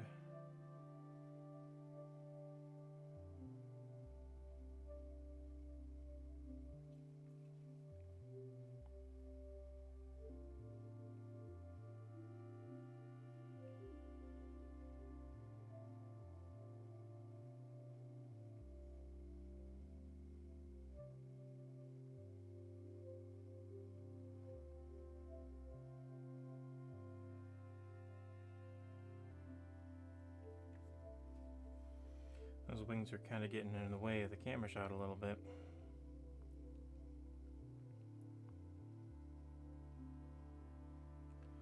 I apologize, it's hard to keep an eye on the camera and on the mini to paint it.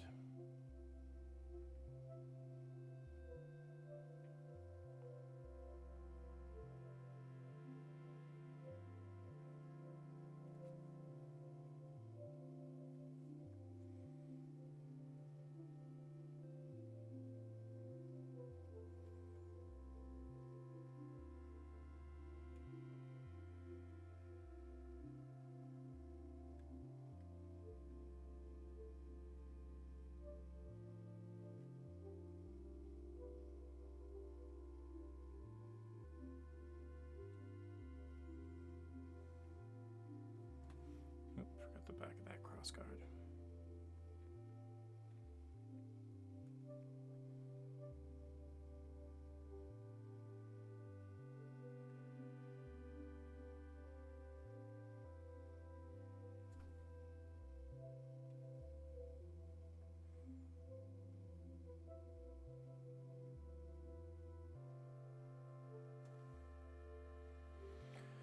All right, let's bust out the tiny brush. Hey, Ice! Man, it's good to see you. So glad you came. We've been doing the Planetar. And boy, is he turning out great.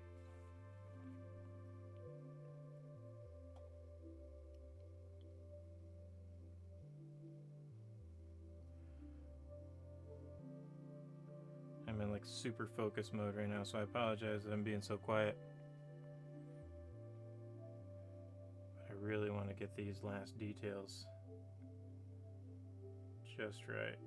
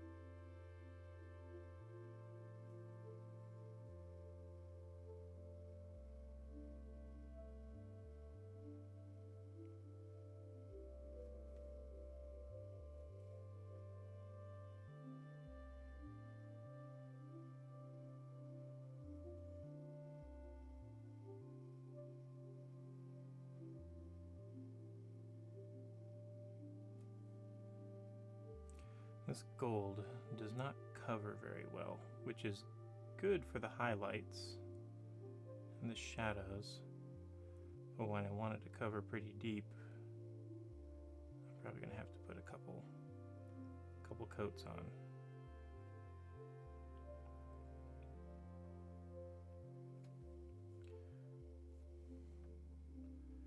But that's just the way it goes sometimes.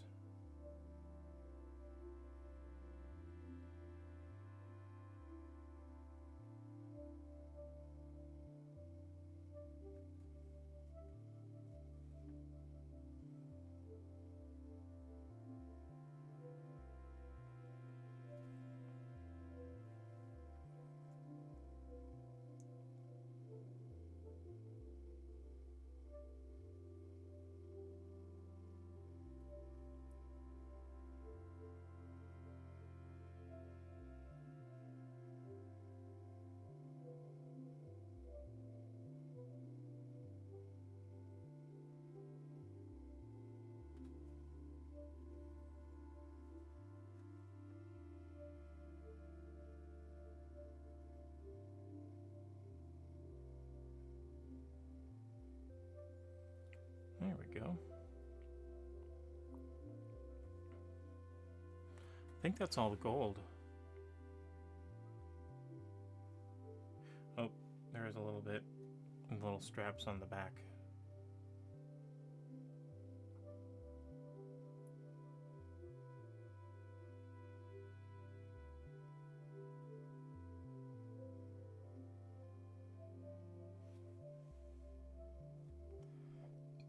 Man, I tell you what, I am super pleased with this one.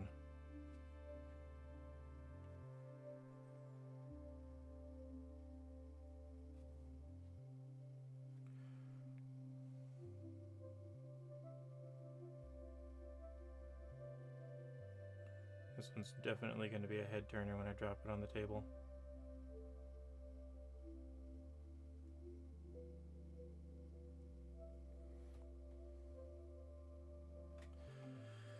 All right.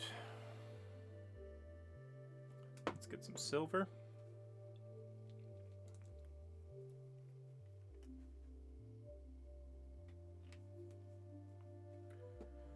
Put that on the blade.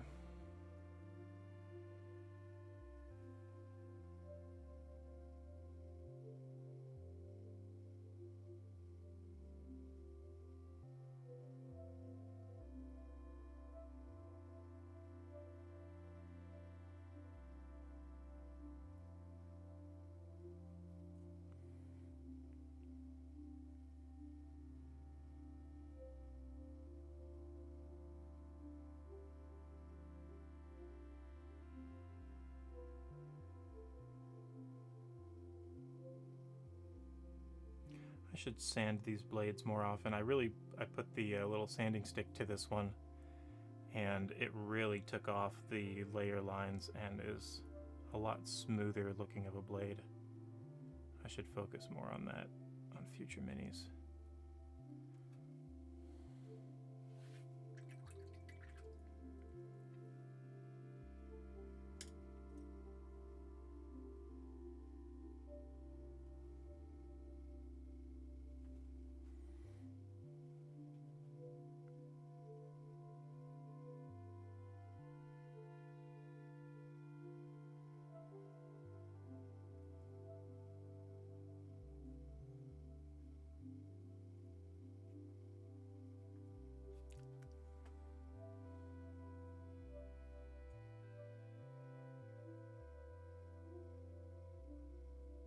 Come on. A little black on his face. There it goes.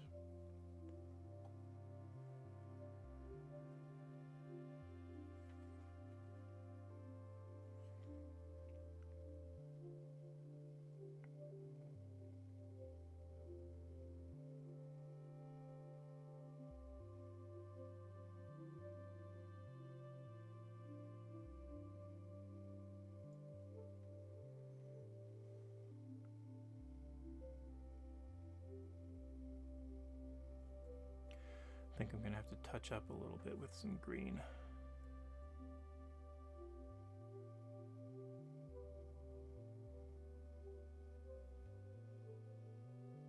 Maybe. That actually looks better. Now that I widened it up a little bit.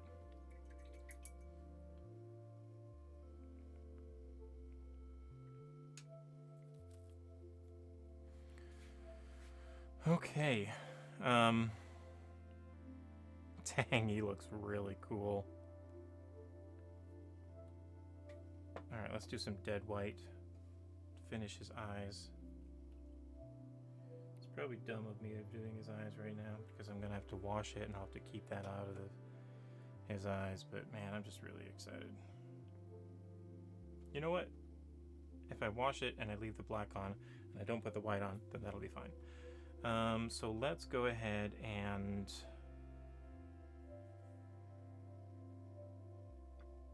I think I'm going to do he's got a little bit of brown on his wings in the shadows. Not much.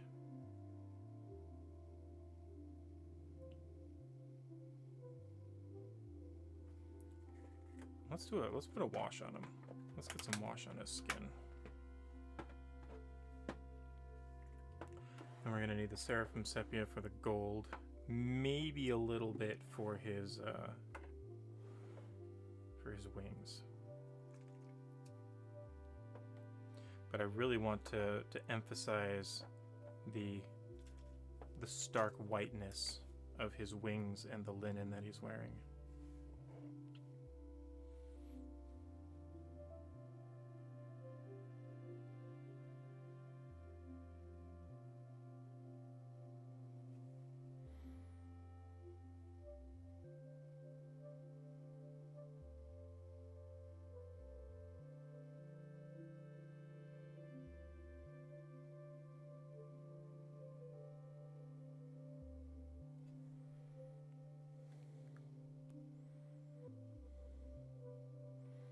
He's got so many good contours on his muscles.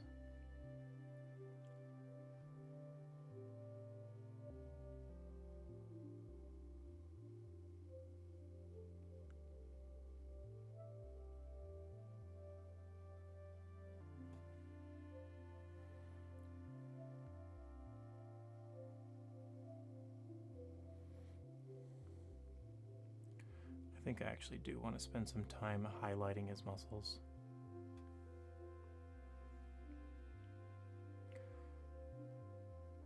And the way we'll do that is the first highlight layer, we'll just use the regular paint that we painted him with, because this is darkening the whole tone down. Go back with the original paint color, and it'll act as a highlight. And then I'll have to lighten it up a little bit, and then go back on top, and then lighten it up a little bit, and then go back on top. Because see, like, he's almost, if you look at the reference image, he's almost like pale on his highlights. He almost has like an ashy grayness to it.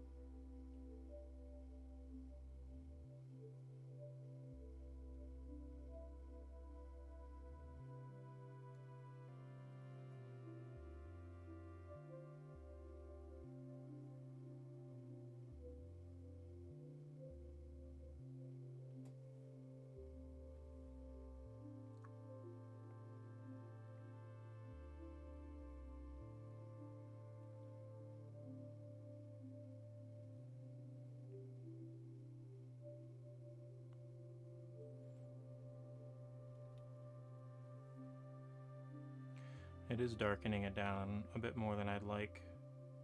It's taking some of the light mintiness out of the color. But I think that's okay to leave that have that darkness in the shadow.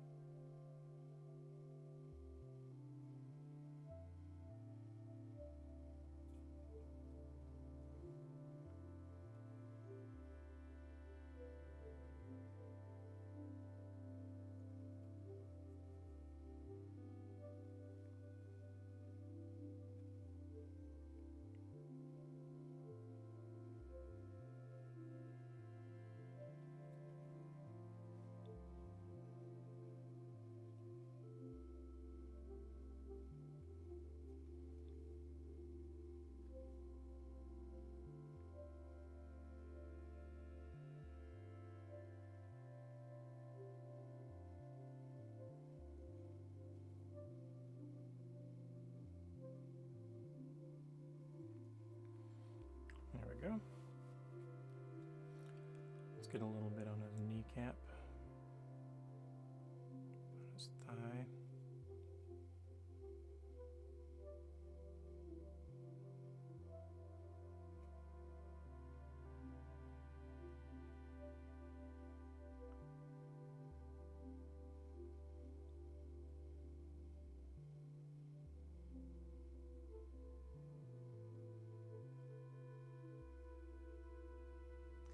There's his toes. Now I can finally see his toes.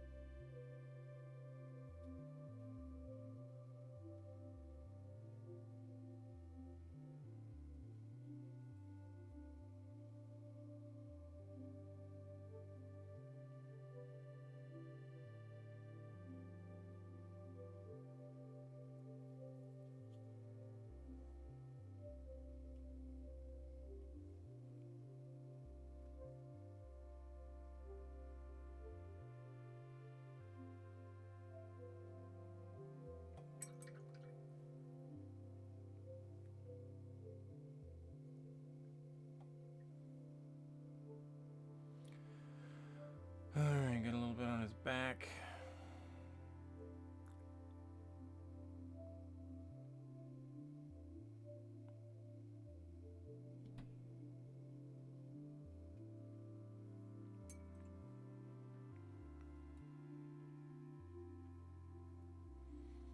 That's a decent strategy. I think that worked out okay.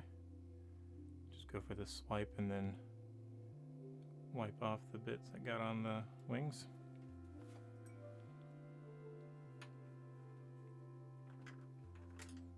There's a little more bluish green, a little more yellowish green than I'd like. But I think putting the highlights on top is going to help. All right, Seraphim Sepia, not to be confused with Cherubim Sepia.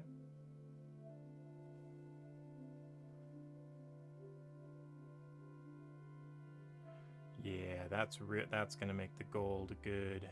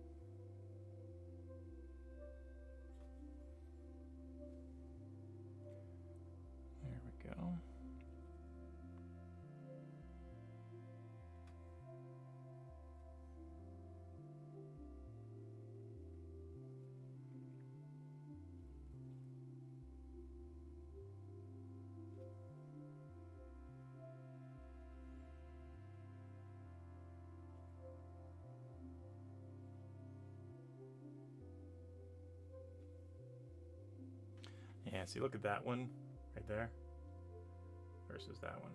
That one's just way too washed out. Washed, that's a pun I didn't mean to say.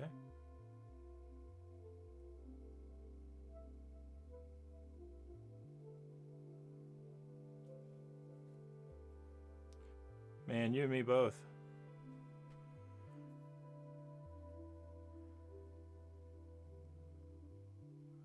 I think this is probably going to be the best one that I've painted to date. And a lot of it, honestly, is the sculpt. This model is just straight up cool.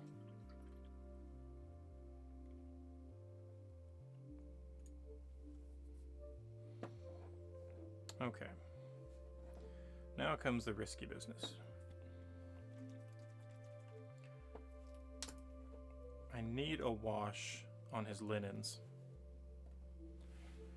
But I don't know how powerful this black is going to be. So I'm going to put some on the back and see how it looks. Oh, see, that's really dark.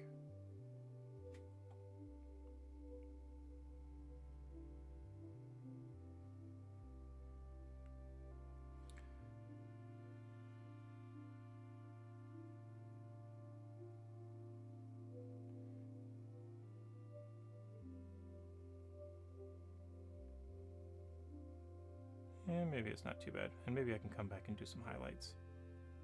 Maybe I can do some dry brushing on it. So this one is actually, this model, I talked about it earlier in the show before you hopped on, Ice. This is by a gentleman by the name of MZ4250. I think his name's Miguel. I'm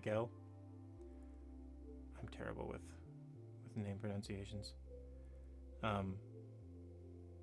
And he just makes these and gives them away for free. He is, I will sing his praises over and over. He is a boon and a blessing to the D&D community. A long while ago, he started learning how to sculpt 3D models and decided that he was just going to do the whole monster manual. And actually, his project for that was the inspiration for me to do my own monster manual. But like, he sculpted and printed and painted all of his minis, and he's done the entire monster manual. He's like started on other books. I think he's done Mordenkainen's Tome of Foes, Volo's Guide to Monsters. I know he's working on, like right now, he's working on some adventures. So he's like doing all of the like important characters for Descent into Avernus. I don't know if he has done Curse of Strahd yet, but yeah, he's fantastic, and he just gives them away for free. He's got a Patreon. You should check him out and support him if you think he's really great. I use a lot of his models. Some of his earlier ones weren't that great when he was like just learning. But he has since gone back and like re-upped them now that he's like got a bunch of skill under his belt. And this is actually the second version of his Planetar.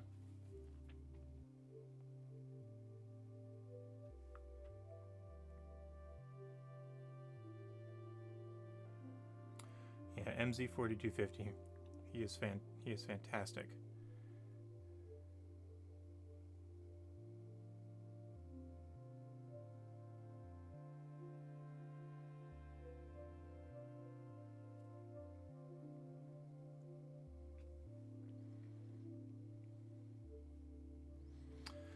So now the question is do I want that on his wings? I think I do. And I think I want to mix a little bit of Seraphim Sepia into it as well.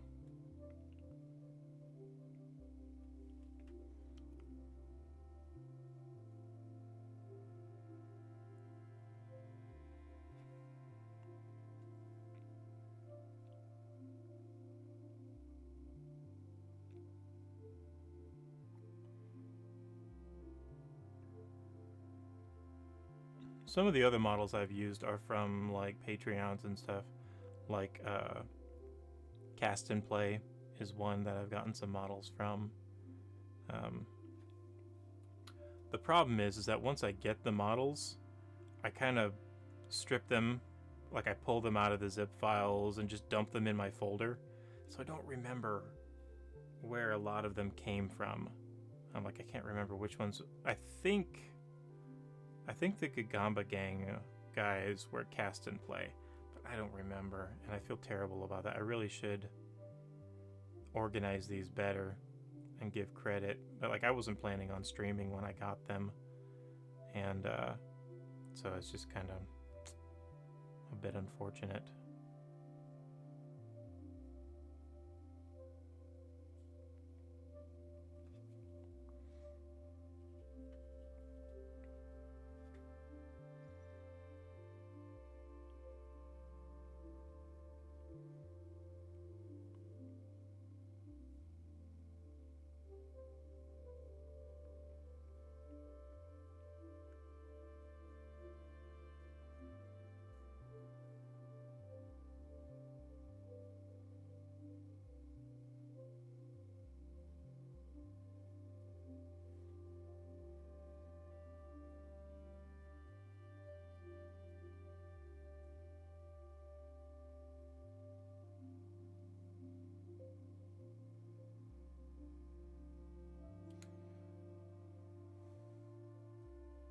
I'm not sure if you're a father, Ice, but if you are, happy Father's Day tomorrow. Don't forget to call your dad if he's still around. Tell him you love him. You too, Jalapeno.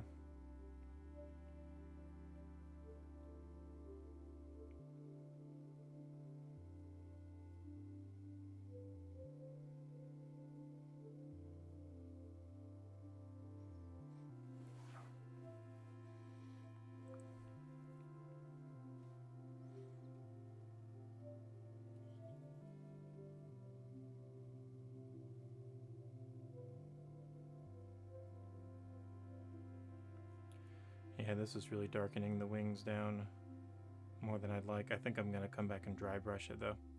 I think that's the best course of action.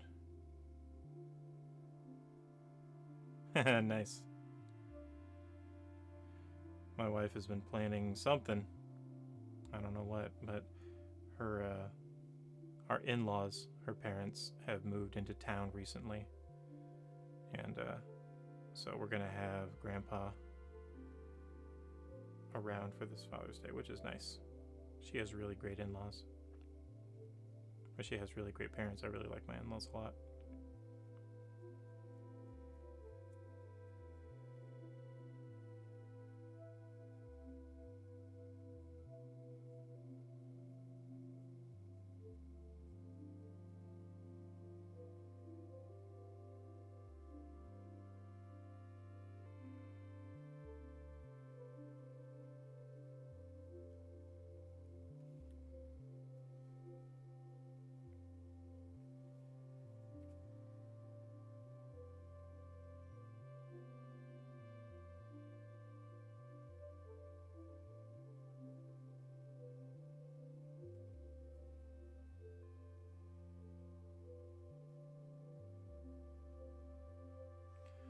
Well, the blue tack is certainly doing its job.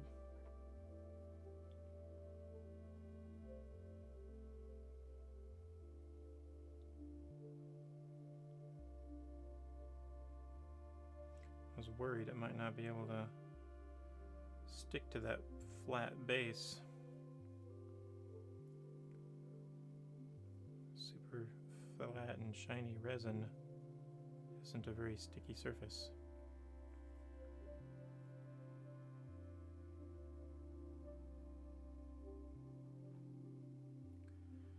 Yeah, it's making these wings way too dark.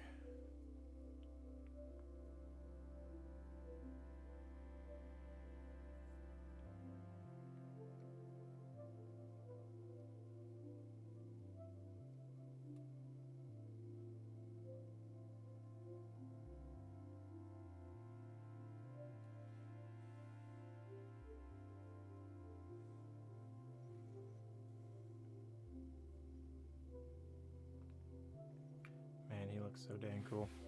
Alright, while that's drying, drop some highlights.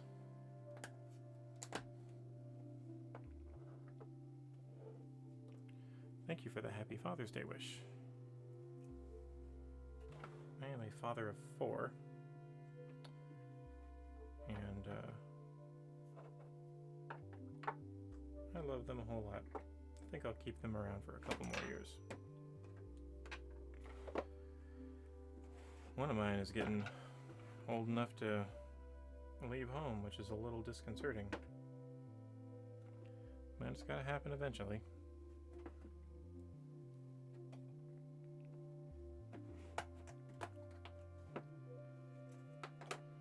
Alright, let's get some bone white in, some dead white in here.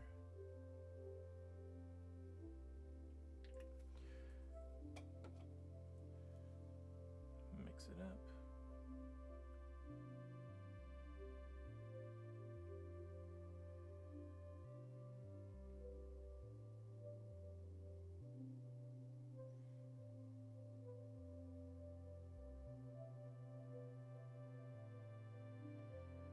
Go.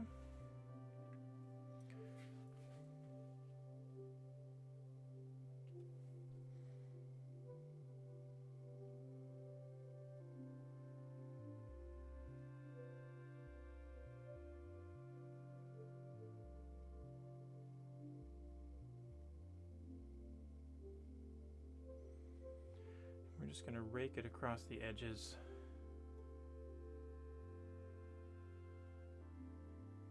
Get some little highlights.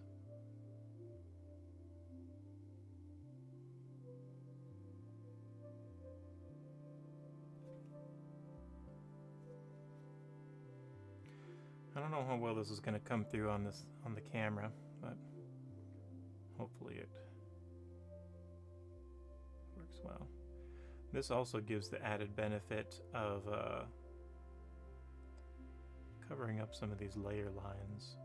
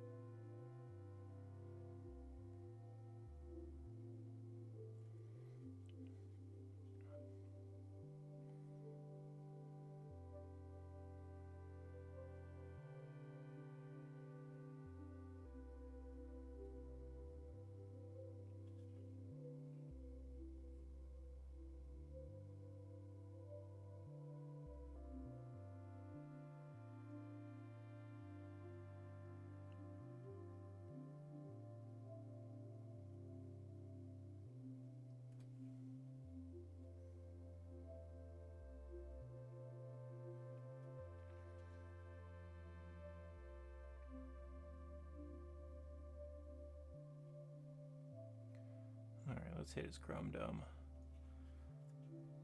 That wash really kind of made it a mottled surface.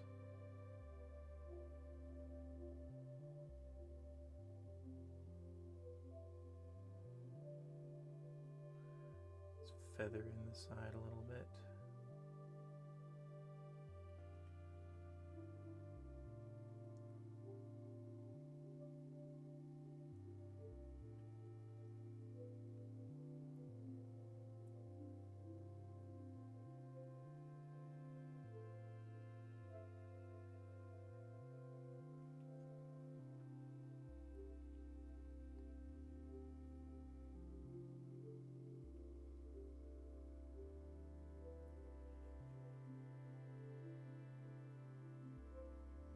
Yeah, that head looks a whole lot better now.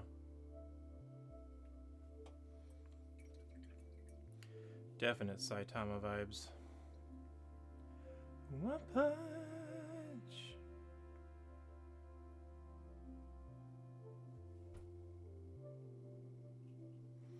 Get a little bit on the bridge of his nose.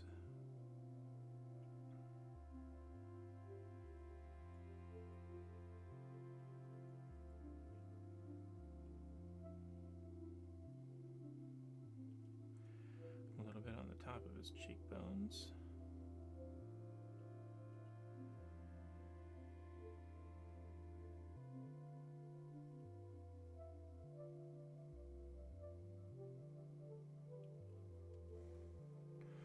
The way his eyes are, where it's like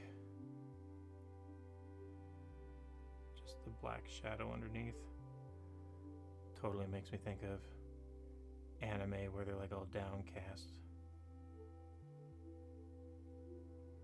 Their eyes are all shadowed. They're like,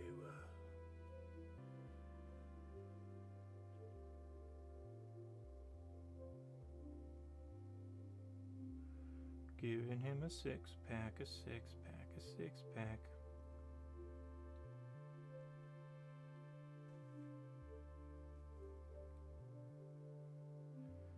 Well, we are going way past time,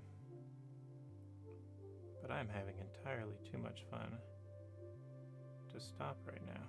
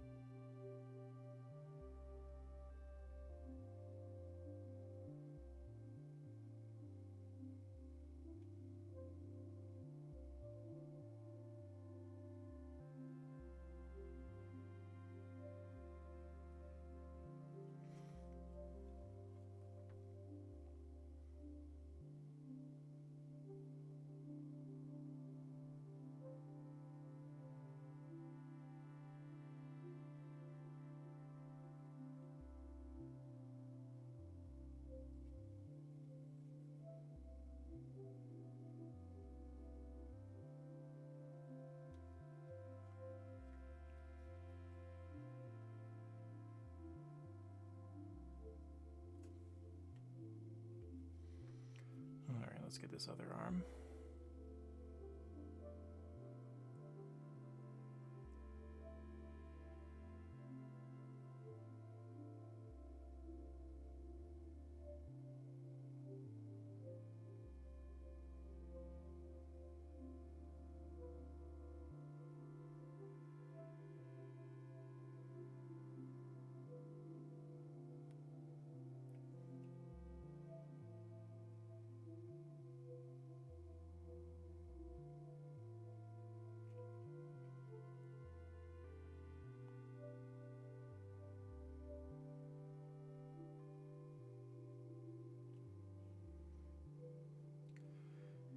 And let's just rake it across his toes a little bit.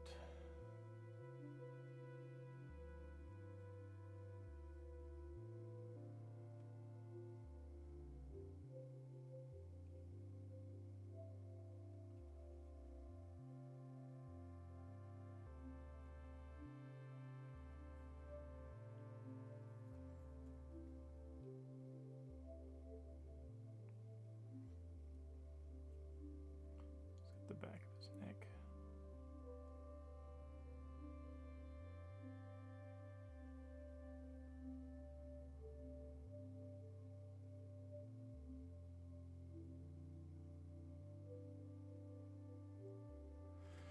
All right, and that looks pretty good. But we need to go one more layer.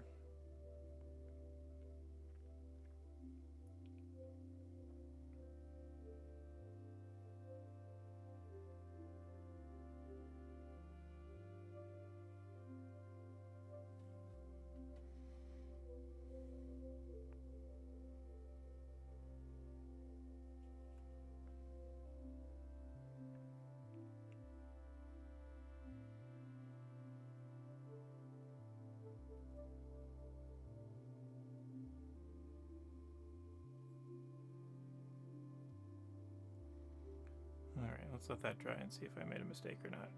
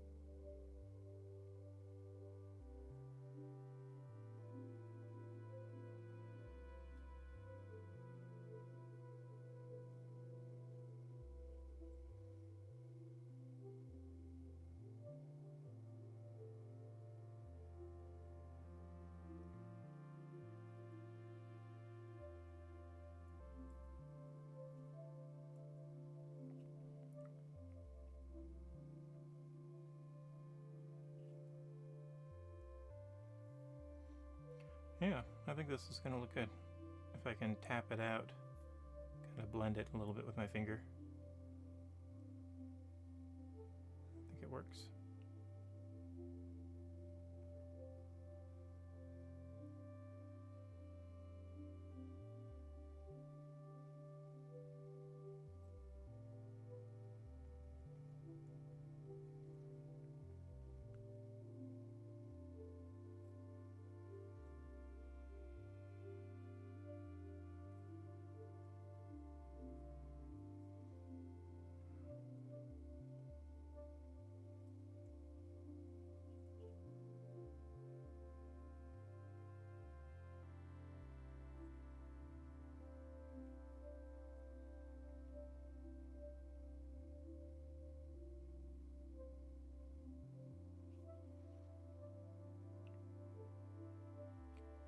I haven't done much edge highlighting on the channel yet.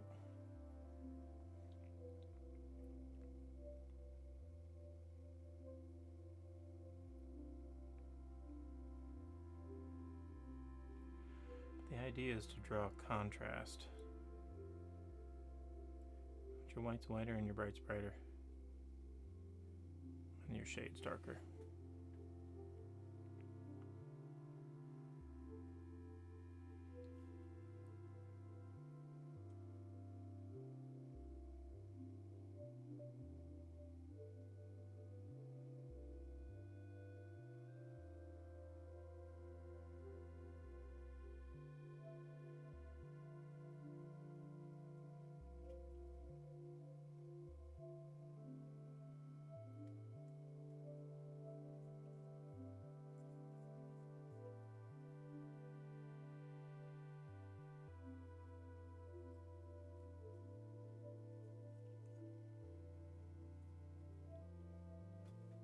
I think I went a little bit too much on his pecs.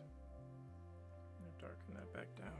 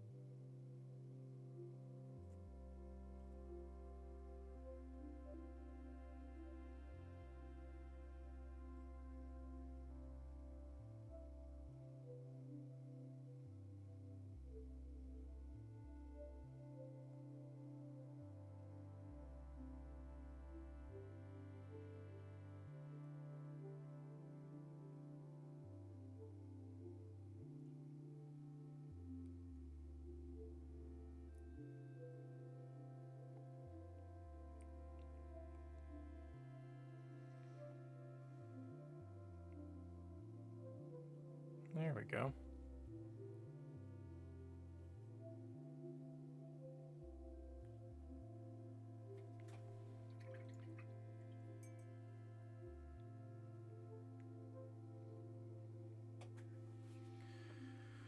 All right.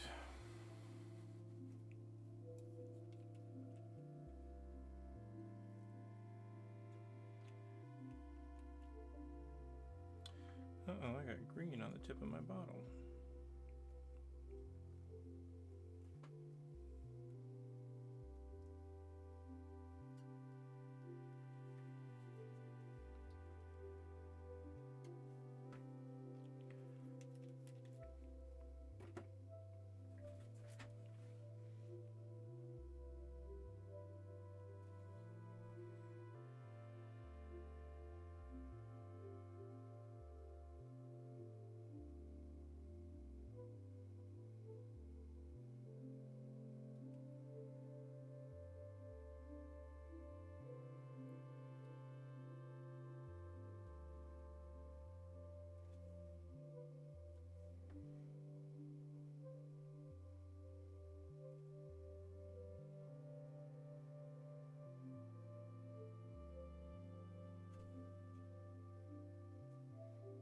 I don't think that's gonna work.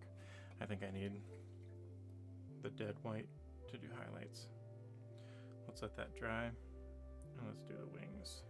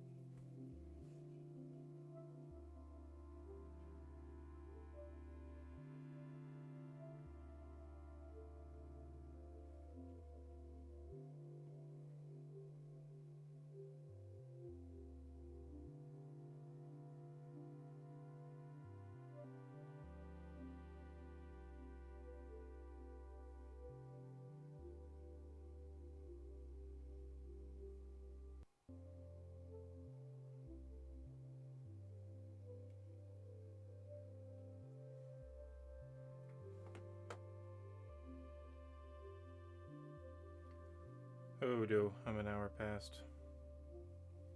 I've really got to get to bed.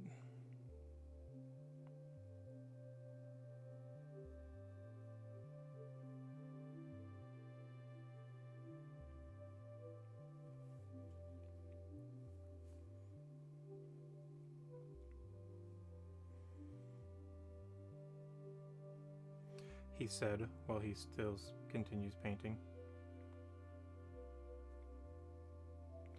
Tell you what, my brain, it just kind of does what it wants to do sometimes. Does that ever happen to y'all? Your brain's just doing brain things, and you're almost kind of like on autopilot and just taking a back seat while your brain just keeps doing stuff.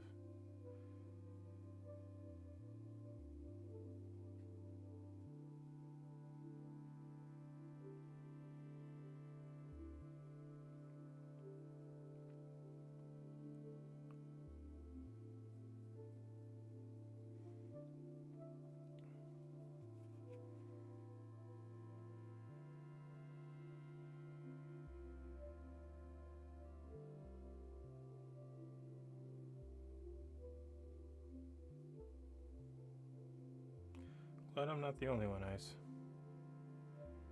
It's kind of surreal. It's a weird feeling.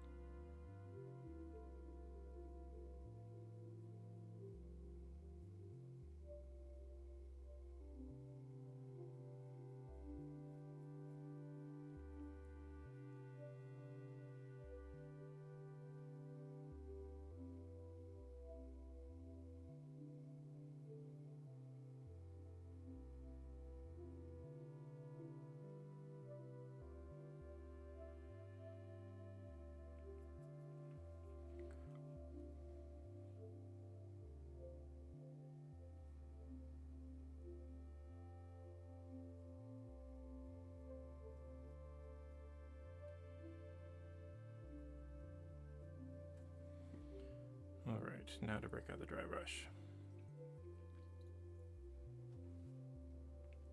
We're going to do a pretty heavy dry brush on this too, so probably going to pull out this guy here.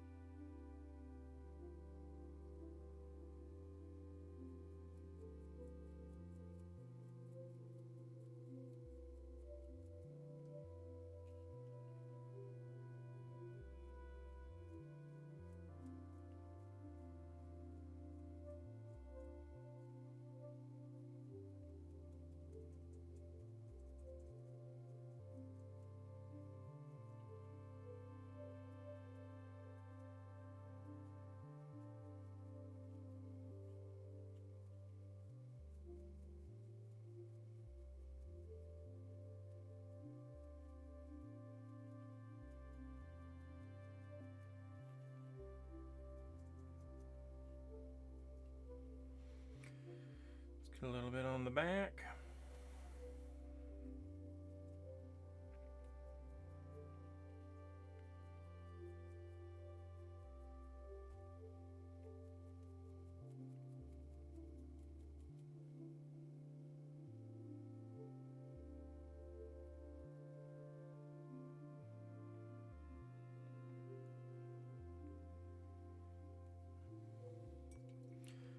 That a little bit of black is showing through. That's not good.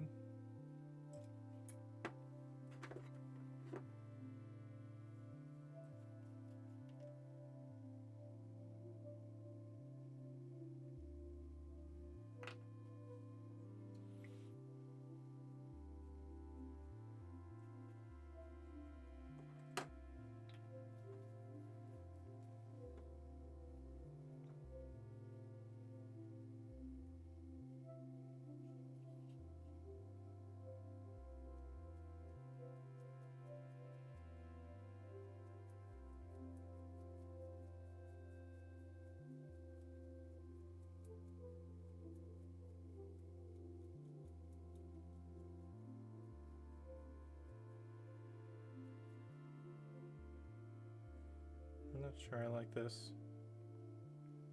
Part of me kind of wishes I'd have kept the airbrush, but can't go back on it now.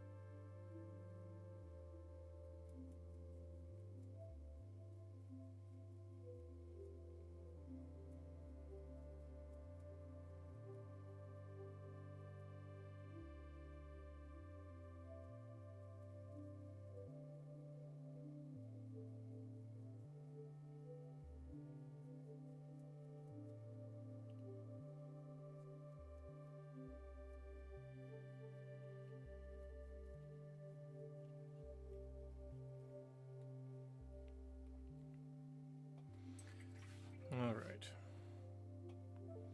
That was a little bit more of a wet brushing than dry brushing.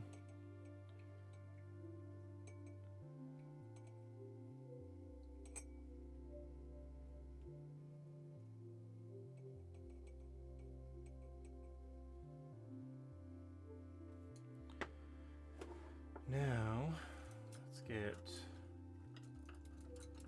this guy.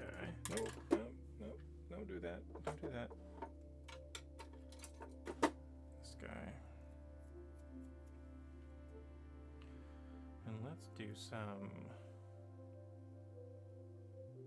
iridescent, pearlescent white.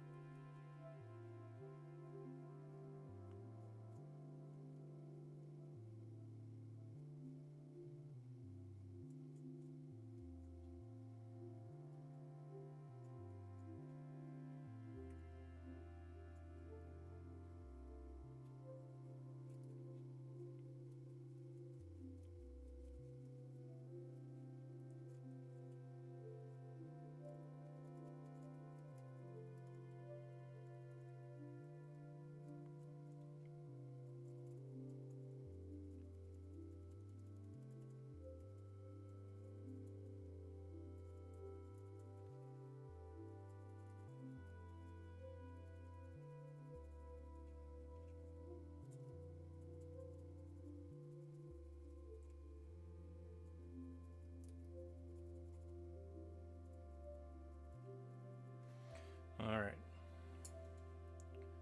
I'm gonna put the dots on his eyes now. And then I'm gonna call him good for tonight.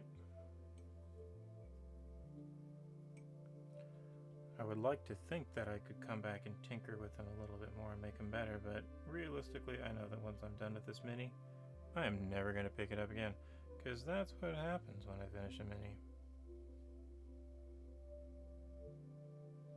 Nice point.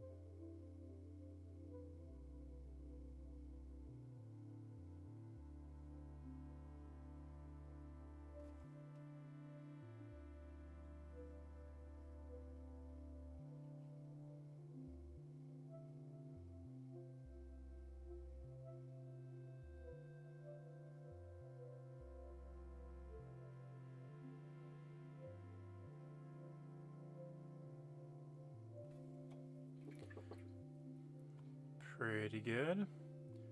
I need to touch up with a little bit of green because I got some on his cheek.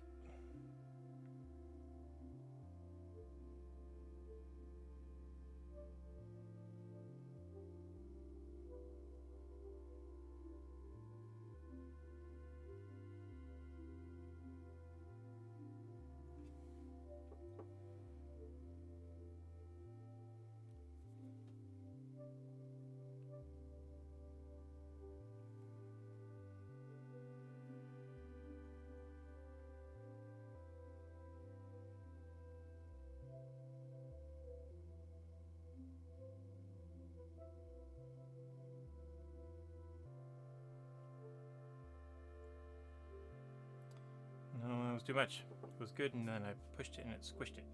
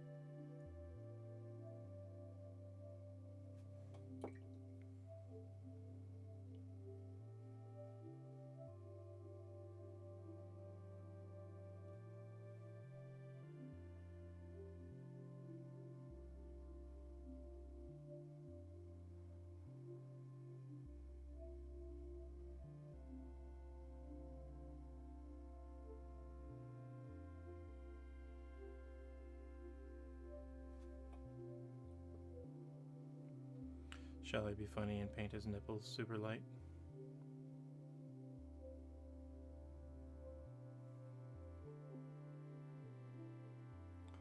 I think I shall.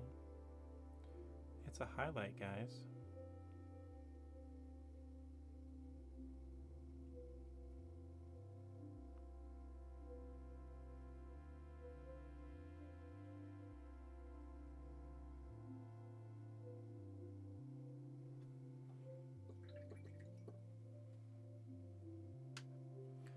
There he is.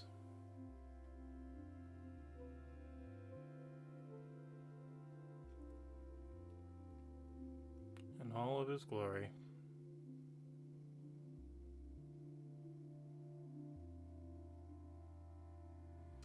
And I think I actually might leave the base the way it is. I think I might do a little edge.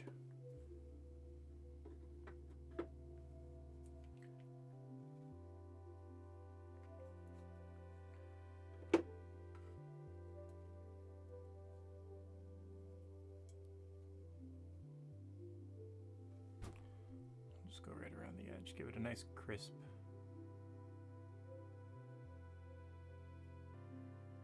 edge.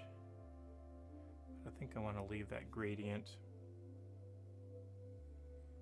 from the airbrush.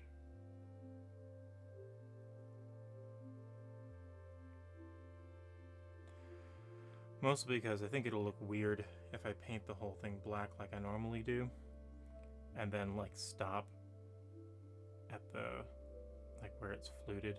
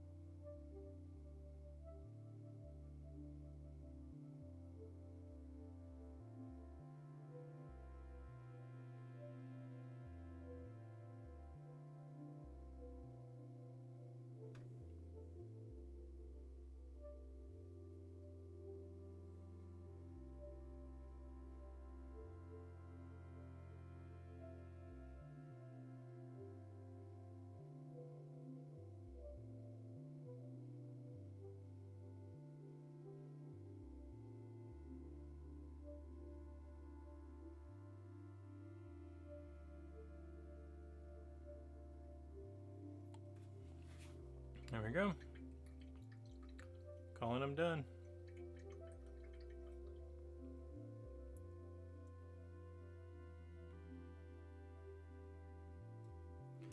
You know, looking at the reference image, I see a highlight right above his eyebrows. And these guys are bald, so they don't really have eyebrows per se. But I wonder if it wouldn't like simulate a brow if I did just a line above where the brow line would be.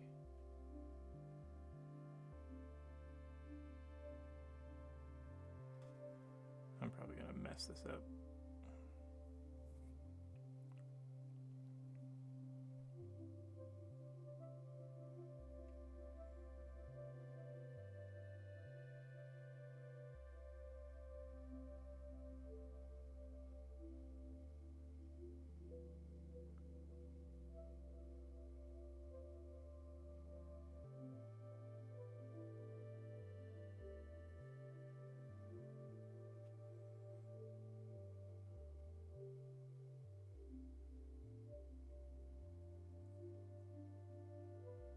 That actually doesn't look half bad.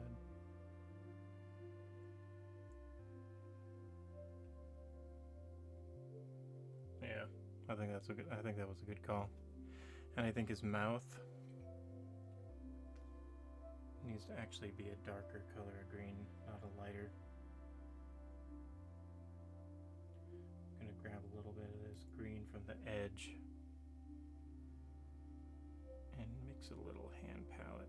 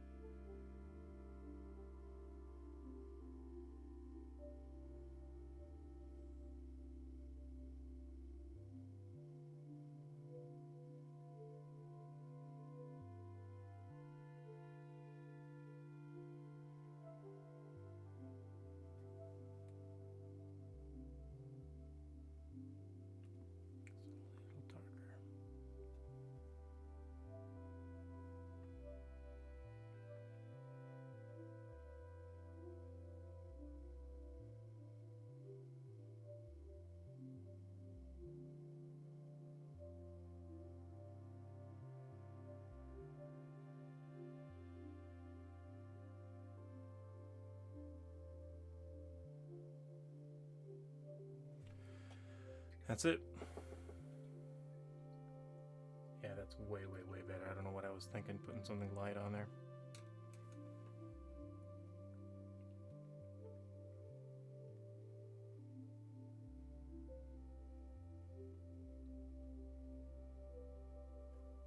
Looking good.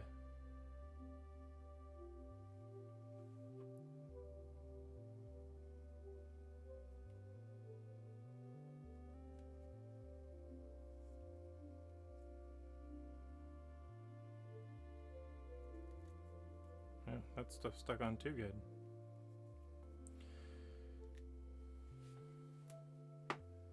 All right. Oops.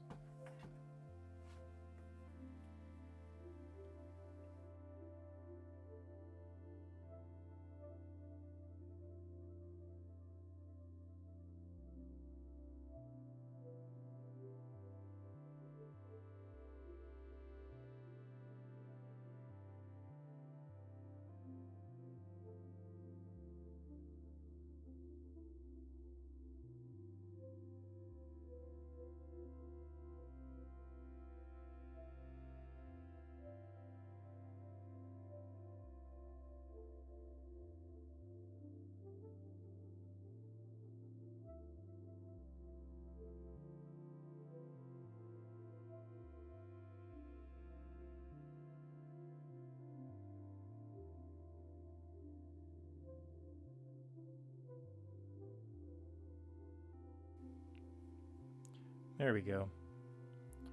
This is a new thing I'm adding. Was this little like end title thing, kind of like a little chat before turning the stream off. Anyway, I was saying, first off, that GIF is how I'm feeling inside right now because I think this guy is fantastic. The only thing that I'm a little unhappy with right now, and not really unhappy per se, but it's something that needs to be fixed, is one, I peeled off a little bit of that black paint on the border. I don't like that it's not magnetized, because that means if I put him in a crate or something and carry him around, he's just gonna like wobble and jostle. At the beginning of the stream, I talked about some options, and I think what I'm gonna do is I think I'm going to 3D print a ring. My original plan was to take one of my large bases and just affix it to the bottom.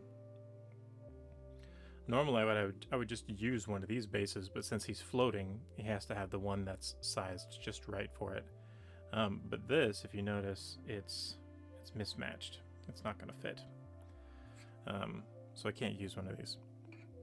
But what I've been thinking about doing is essentially taking this model, sizing it up a little bit so that it matches the dimensions, and then just making it a ring and super gluing that, and then I can put a magnet in the middle.